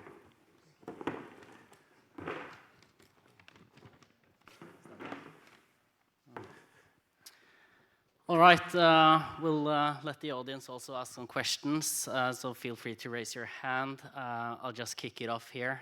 You're targeting plus 30% market share. Thomas targeting 50. That leaves very little share for other smaller competitors. Do you see any changes in strategy in new markets now where smaller competitors are doing some, let's say, discounting on machine sales to grab market share? We know you need an a dense installed base to have profitable aftermarket. Any changes to the strategy you see there? Yeah, Thomas? Yeah, I think especially in the larger markets, you see more newcomers to the market. I think if you look at the main retailers, they tend to choose still the main suppliers of RVMs, which have been around for quite some years. I think we follow the new competition very closely to see what they're doing. Hence the acquisition of Sensi, which is now a compact. So I think we also look at it from an opportunity point of view. Yes, and looking at your margin target here of more than 20% EBITDA margin, maybe you can elaborate a bit on how that will phase and what gives you confidence as these markets mature. As a number 2 player, 30% market share, what gives you confidence in that long-term scalability and profitability of your business? Patrick? Yeah. No, yeah, I think it's what I mentioned, right? It's for sure it will not be there at day one. It will phase out. It will be a phased approach, right? But if you really look at our production facilities, right, that we already set up with the volume, the skill, that's really going to be driving a lot of productivity and improvement, right? Continuous improvement. We're going to capitalize on the installed base. That's going to be a significant driver that we said. With recurring revenue, spare parts, service revenue, right? And that's going to be kind of an baseline also going forward, together with kind of stabilizing our OPEX portfolio. That's going to also improve the EBITDA margins. And just a follow-up, is there a necessary level of market share that you think you need to achieve to be profitable, or could it be reached with 10% in some markets and 50% in others? I think you could say it largely depends on the size of the market.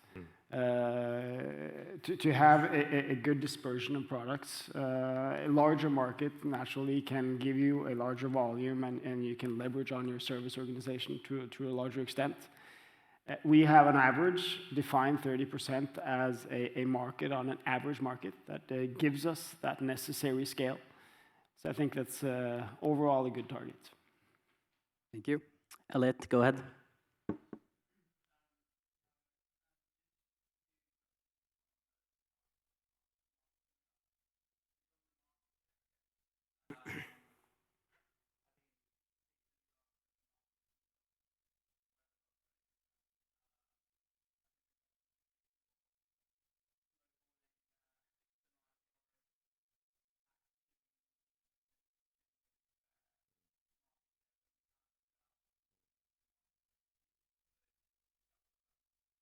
Should we repeat I'll the just question? repeat that. So the question is whether Envipco is lowballing its market share target and if there's upside to it. Yeah, maybe I can answer that. So I think, first of all, we think it's real. So, and by the way, and I remind the whole team about this, there is an important plus in the target. So it's 30% plus. And we shouldn't forget that. So look, there's going to be opportunities. I think in some markets, we do better than 30%, okay? I think there's going to be other markets, it's going to be tough. It's going to be really tough because of different reasons. So I think, you know, to the point that was made earlier, I think 30% plus at that scale gives us, you know, really good operational density, gives us really good volume, both on products and also on services, to have a really good, sustainable, you know, business model. Now, you know, as Fons keeps telling me, you don't put 30% in my targets, okay? We have much higher than that. You know, we go, for every big customer in every market we choose to go into, they're our potential customer. But we know we're realistic. We're not going to win everything. We'd like to. In Malta, we did. But we think that's a fair and that's a good sustainable target, which is why we've maintained that in this kind of next growth phase of the business.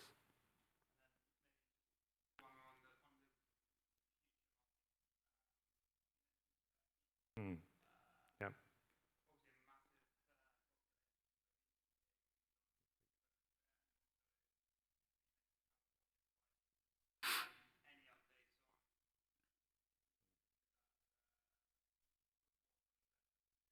Yeah.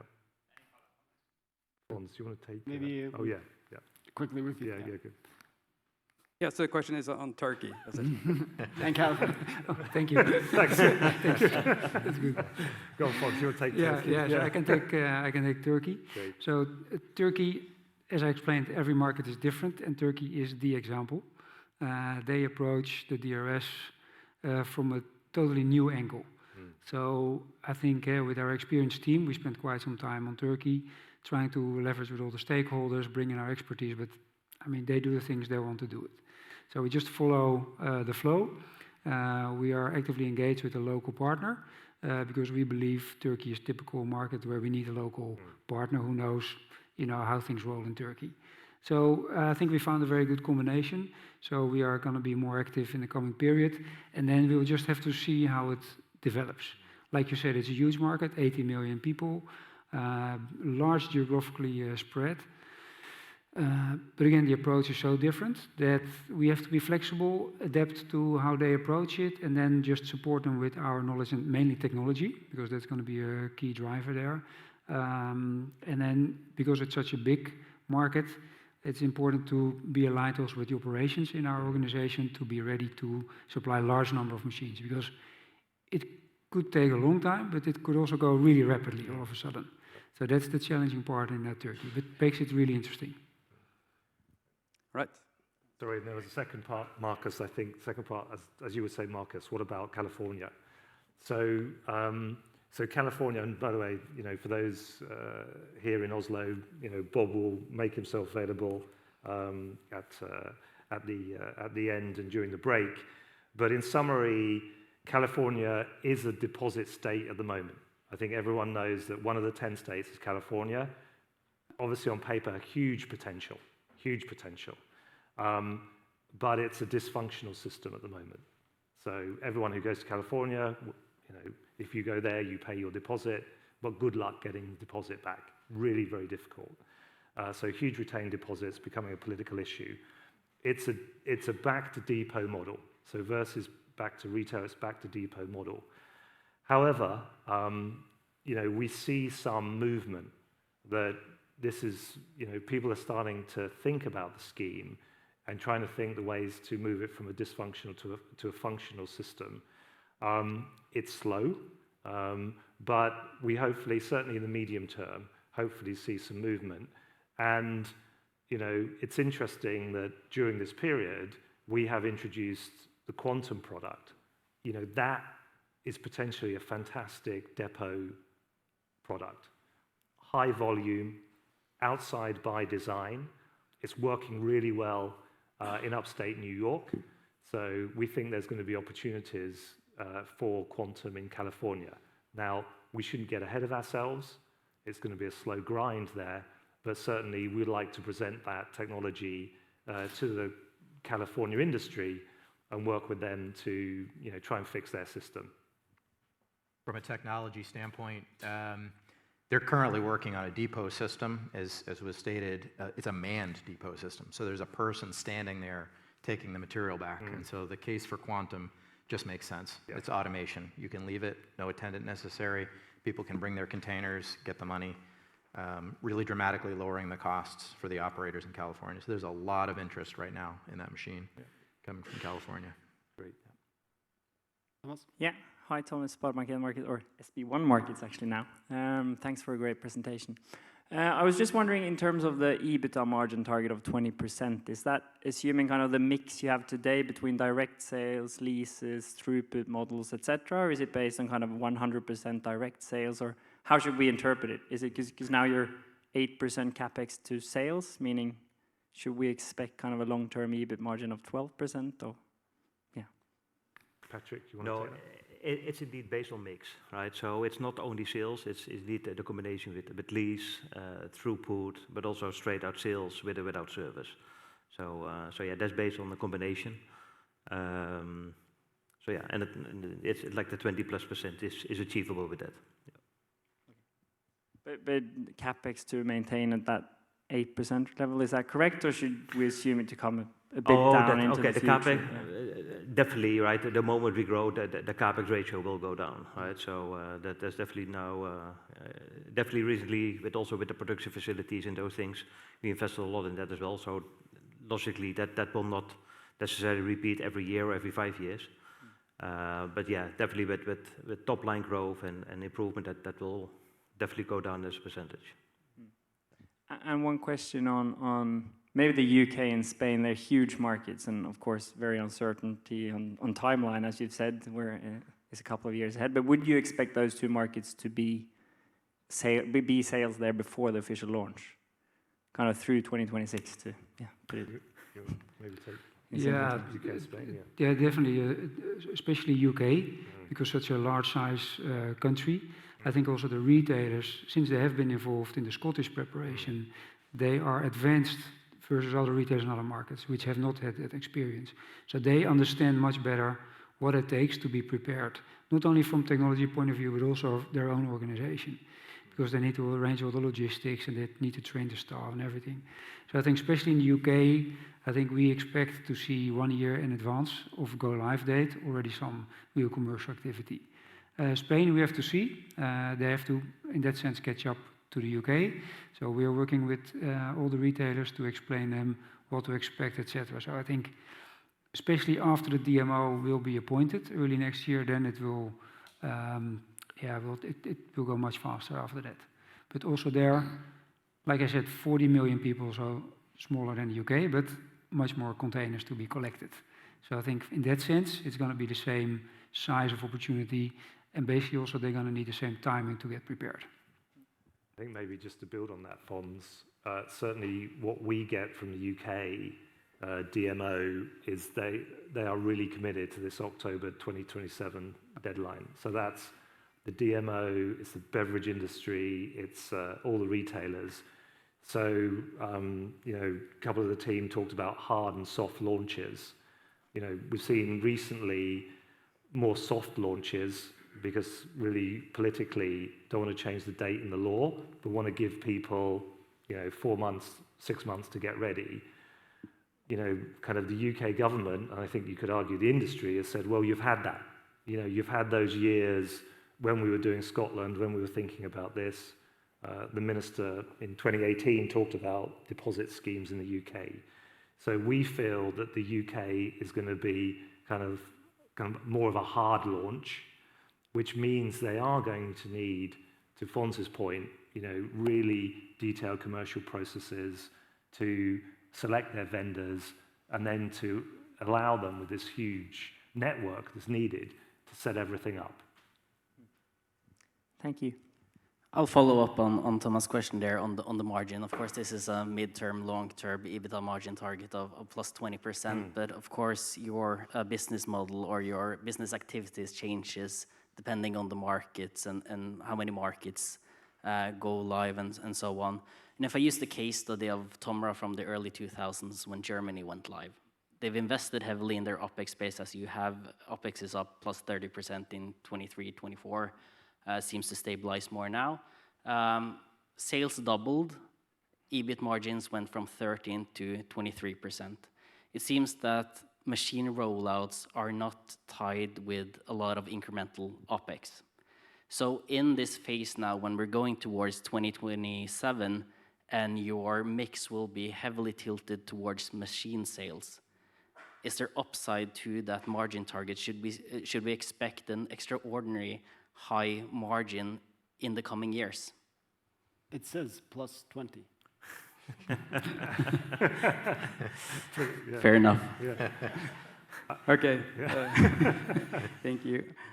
So then looking a bit back to Poland, obviously it's being pushed out a bit. Can you elaborate a bit on how the market has turned out compared to how you expected? And are there still some major retailers that are undecided? Obviously, we have seen some announced orders for several vendors. Or are there still some retailers that are undecided? Or is it more about the long tail for Envipco, where you've typically been strong in Poland? Yes, thank you. I can take that. So indeed, like I explained, the complexity in Poland makes timing more difficult to plan at this moment. I think when we are a couple of months down the road from now, it will be more clear. I think if you look at the total landscape of the opportunity, I think there's around maybe 5% of the total opportunity which has now been signed off on with retailers. That means that the majority of the long tail included then is still available. So that's about 95% of the opportunity is still there. I think there's still the two main Polish retailers with the majority of the stores. Also, there's another one which has a lot of smaller stores. They're not decided yet how they want to approach the DRS because their stores are basically exempt from the DRS system, but they also don't want to lose out on the customers. So they're looking for a good way to give that service to the customers, and we're talking to those guys, obviously, with our compact machine. So timing, I think it will be shifting more towards the 2026, but really the first half of 2026. Thank you. Yeah.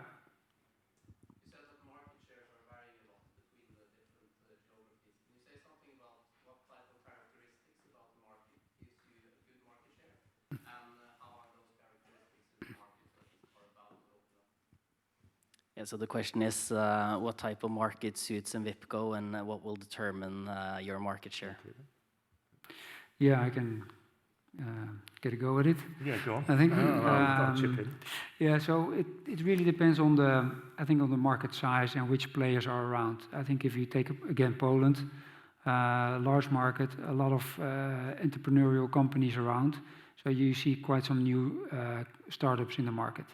So they come with new inventions, kind of mostly in the lower price range of machines. They try to enter the market because they see the opportunity. I think because of that, I mean, we keep a very close eye on them. We respond to them. So I think we will still be able to reach then around 30% market share. But it's a bit more unsure. If you look at other markets where we don't see that amount of new competition coming up, the playing field is more clear. So there we can more easy achieve a higher market share than 30%. And then there's markets like Malta or Hungary, for instance, where the operator buys all the machines. If they choose one or two, if you're in, it's large. If you're out, it's zero. So for the moment, I think the new markets don't tend to go that direction. So it's more retail driven, so more retailers that invest in the machinery. Maybe just to add to that, I think if we look at Romania and the study, the example that Fons said, we are, we have some capability, and also we have a desire to hit this tail. So it's not a matter of saying, right, we've got 3 or 4 big retailers, great, we'll sell out their 3,000 units, right, we're done, we're going home.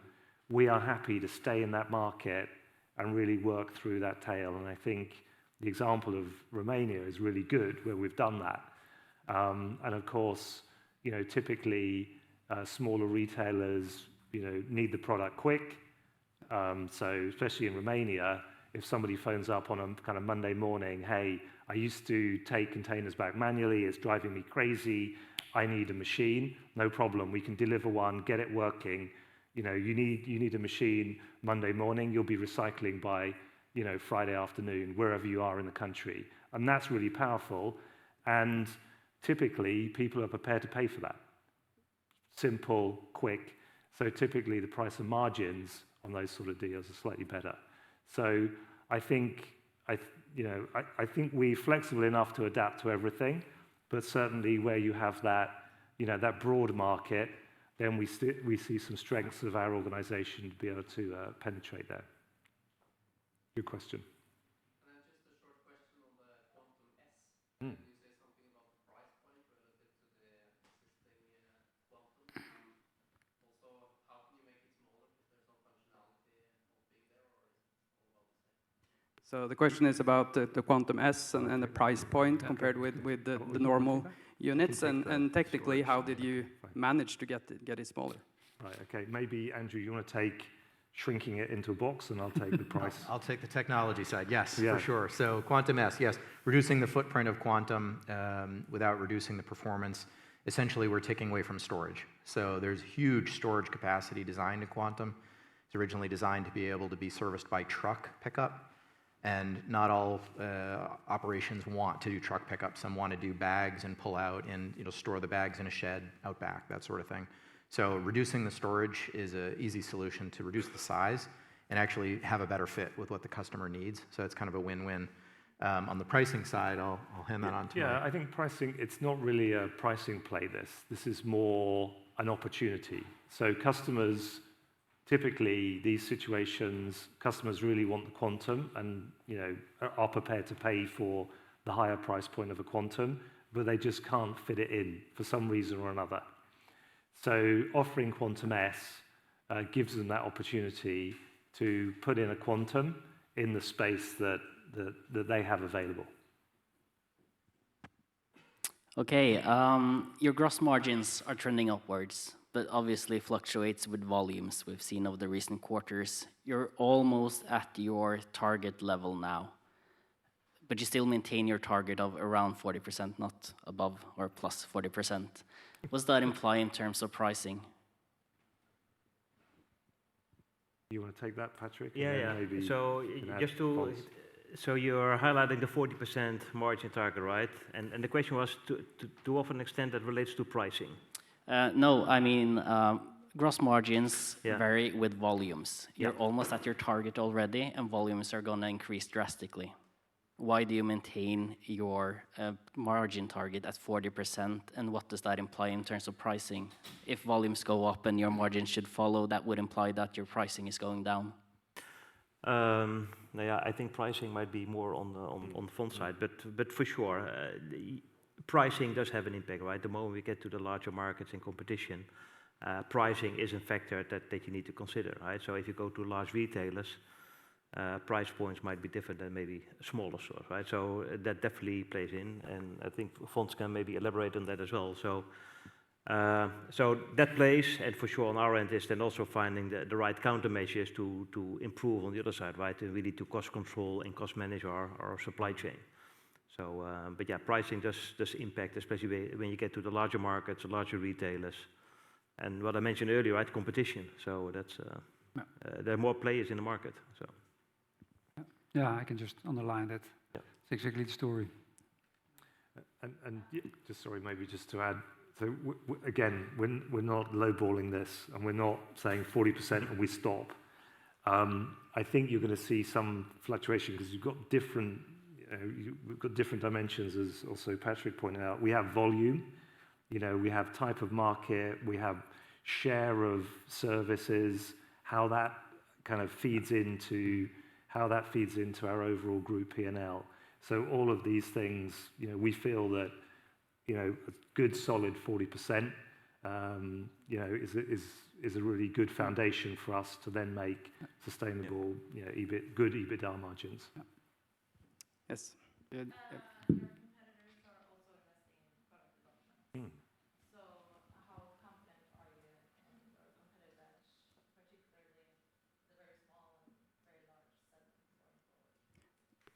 So the question is that your competitors are also investing in the areas that you are strong. How confident are you in maintaining that lead? It's always a good sign to see the competition following you and innovating in the same spaces where you have the leadership position. So it's nice to see them coming after us in the bulk feed and the large, and then also on the small side. But to maintain the competitive advantage, I think the most critical link is to stay close with our commercial partners and understand, what drives that purchase intent. Why do these customers want these products? Quantum S is a great example of that.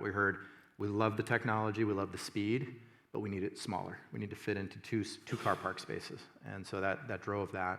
And in terms of the core technology, we're also innovating on that front. And so, while it's fun to watch them chase you, you also want to make sure that you're training to go faster. And so we're doing both sides in terms of that.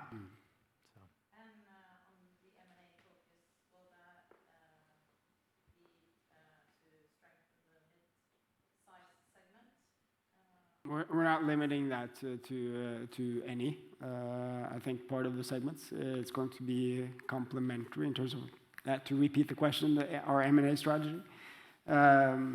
We are opportunistic in looking for technology that can be complementary throughout our product portfolio, as Senseye does offer technologies where we believe we can incorporate some of that into our existing products, improving performance, potentially taking down costs over time. So that's kind of the approach we look at. There's no specific area that we're looking for. Yes. Hi. Well done on this presentation, very clear. Just two questions. One is on the market and one more on the financials. So on the market, you said that legislation is a key driver of the revenues. And so my question is, do you see any particular lobbying that is playing against you and against the implementation of the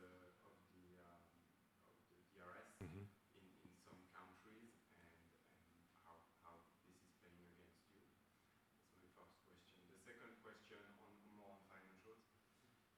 You mentioned that there is part of the revenues that is coming from leased RVMs. How much does that represent in terms of percentage of the revenues, and how do you see this evolving in the near future? So the question was, first, is there any active lobbying against the DRS schemes and introduction? And the second was, what was it again? Leasing revenue share. Yeah, lease and share going forward of lease revenue. Great. Shall I take the first one? Sure. Sure. So I think the key thing is, from an EU point of view, this packaging and packaging waste is a regulation. So whereas directive needed secondary legislation to put it into force in a national context, the regulation, if you're in the EU, you need to follow all the regulations. So it's a very, very strong, very strong legislative push, and mimicked to a certain extent for the EU, for the UK deposit legislation. So I think that the legislative framework is very strong. The second thing is, I think you see a lot of the stakeholders, which maybe traditionally were uncertain about deposit schemes, realizing that a well-run deposit return scheme is the most cost-effective way of achieving improved recovery targets for beverage containers and making sure they have a clean source of material coming back in that they can reuse in bottles, particularly the beverage industry. So there's a lot of strong support. No doubt there are some stakeholders where that's more difficult, maybe municipalities or so forth, and different countries are working ways to incorporate those stakeholders into the scheme, very much like they're doing in Portugal by involving or giving the option for municipalities to be involved in the scheme. So I think the drive to DRS and the involvement of lots of stakeholders, I think is very positive. So certainly, clearly, it's legislative processes. So timing, as we've said, changes, but it's definitely not, is this going to happen? It's more when this is going to happen. And then maybe on the second point. Yeah, as we showed, our US business has largely been built up over time through leasing. Our European customers tend to favor to purchase. So the leasing revenues we have is largely from our US business. Our program services, roughly 1/3 or so of that program services revenues from the North American business comes from leasing. Thank you. And I'll just have another question on legislation and the risk there. Of course, there is a third DRS wave with France, Italy. They need to reach 80% by end of 2026. When do you expect visibility on that and actions? And second part of that question is, if you don't see any more markets in Europe, what are your main priorities? Is it to go into Germany with sort of brownfield investments, or what other adjacent opportunities are you seeing beyond the markets that we can now so clearly see? Great. Maybe I'll start and then maybe over to you. Over to you for the rest of the world. Yeah, look, I think maybe reference the last answer. I mean, this is a regulation, right? This is a regulation. If you're in the EU, you need to achieve this target. Some countries, no doubt. You mentioned France, you mentioned Italy, maybe get there in a slightly different way. Maybe the format of the scheme has higher components and maybe refillables, which we can also now, with our broad product portfolio, tackle. So we think it's going to get there. Now, we think it's going to, is it going to be all countries achieving all the targets by 2029? Maybe not. There's going to be probably there'll be a zone where different countries will be slightly different timing, but we think there's a very, very strong push there. And then we talked about the US. So if we look at markets outside of Europe, the US, we've talked about California. There's other markets on the Northeast where we have probably refreshed deposit legislation. We saw good growth in Connecticut, New York and Massachusetts. If that also happens, they will see more growth, maybe new states. And then that's just the existing regions we're in, Europe and North America. And maybe Fons, that's not the whole world, is it? No, there's some other continents left. So basically Asia. There we see some activity starting now in Singapore, and Hong Kong is doing some pilots. So I think they have not the kind of regulation that we have in Europe, so it will be a different type of approach. But we see interest growing in those markets also to go into a kind of DRS system. So we're following that at the moment, still kind of from a distance, but we are connected, so we stay close to it, and when it needed, like we showed, we start investing also in local resources there. Africa is another big continent, a lot of litter to be cleaned up. So the interest is mainly there, but of course the structure and the way countries are organized and the cost structure makes it more difficult to set up a DRS system in the short term. But also there, it will definitely happen. South America is another region. We see more activity in some of these South American countries, with some smaller countries starting with the DRS.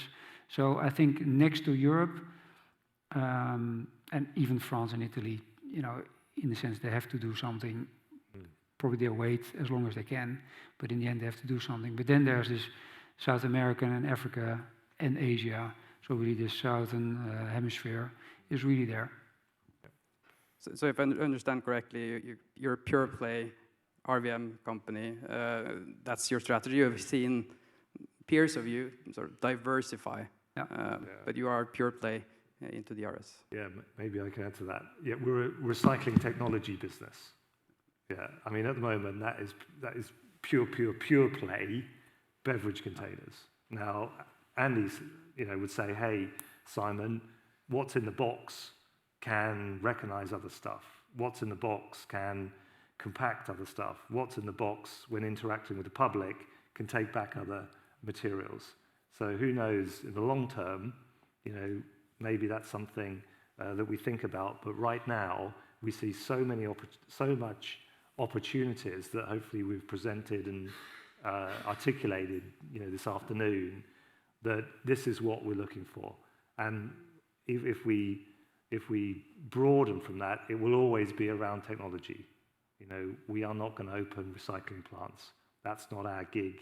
We have the skills, we have the focus to continue to be a technology business, and we see a massive opportunity in beverage containers in the long term. Thank you, and that concludes our Q&A session. Thanks for the questions, and thanks for the answer from the management team. Brilliant. Okay, so once again, thank you very much, everyone. Thanks for everyone online, everyone to be here in Oslo.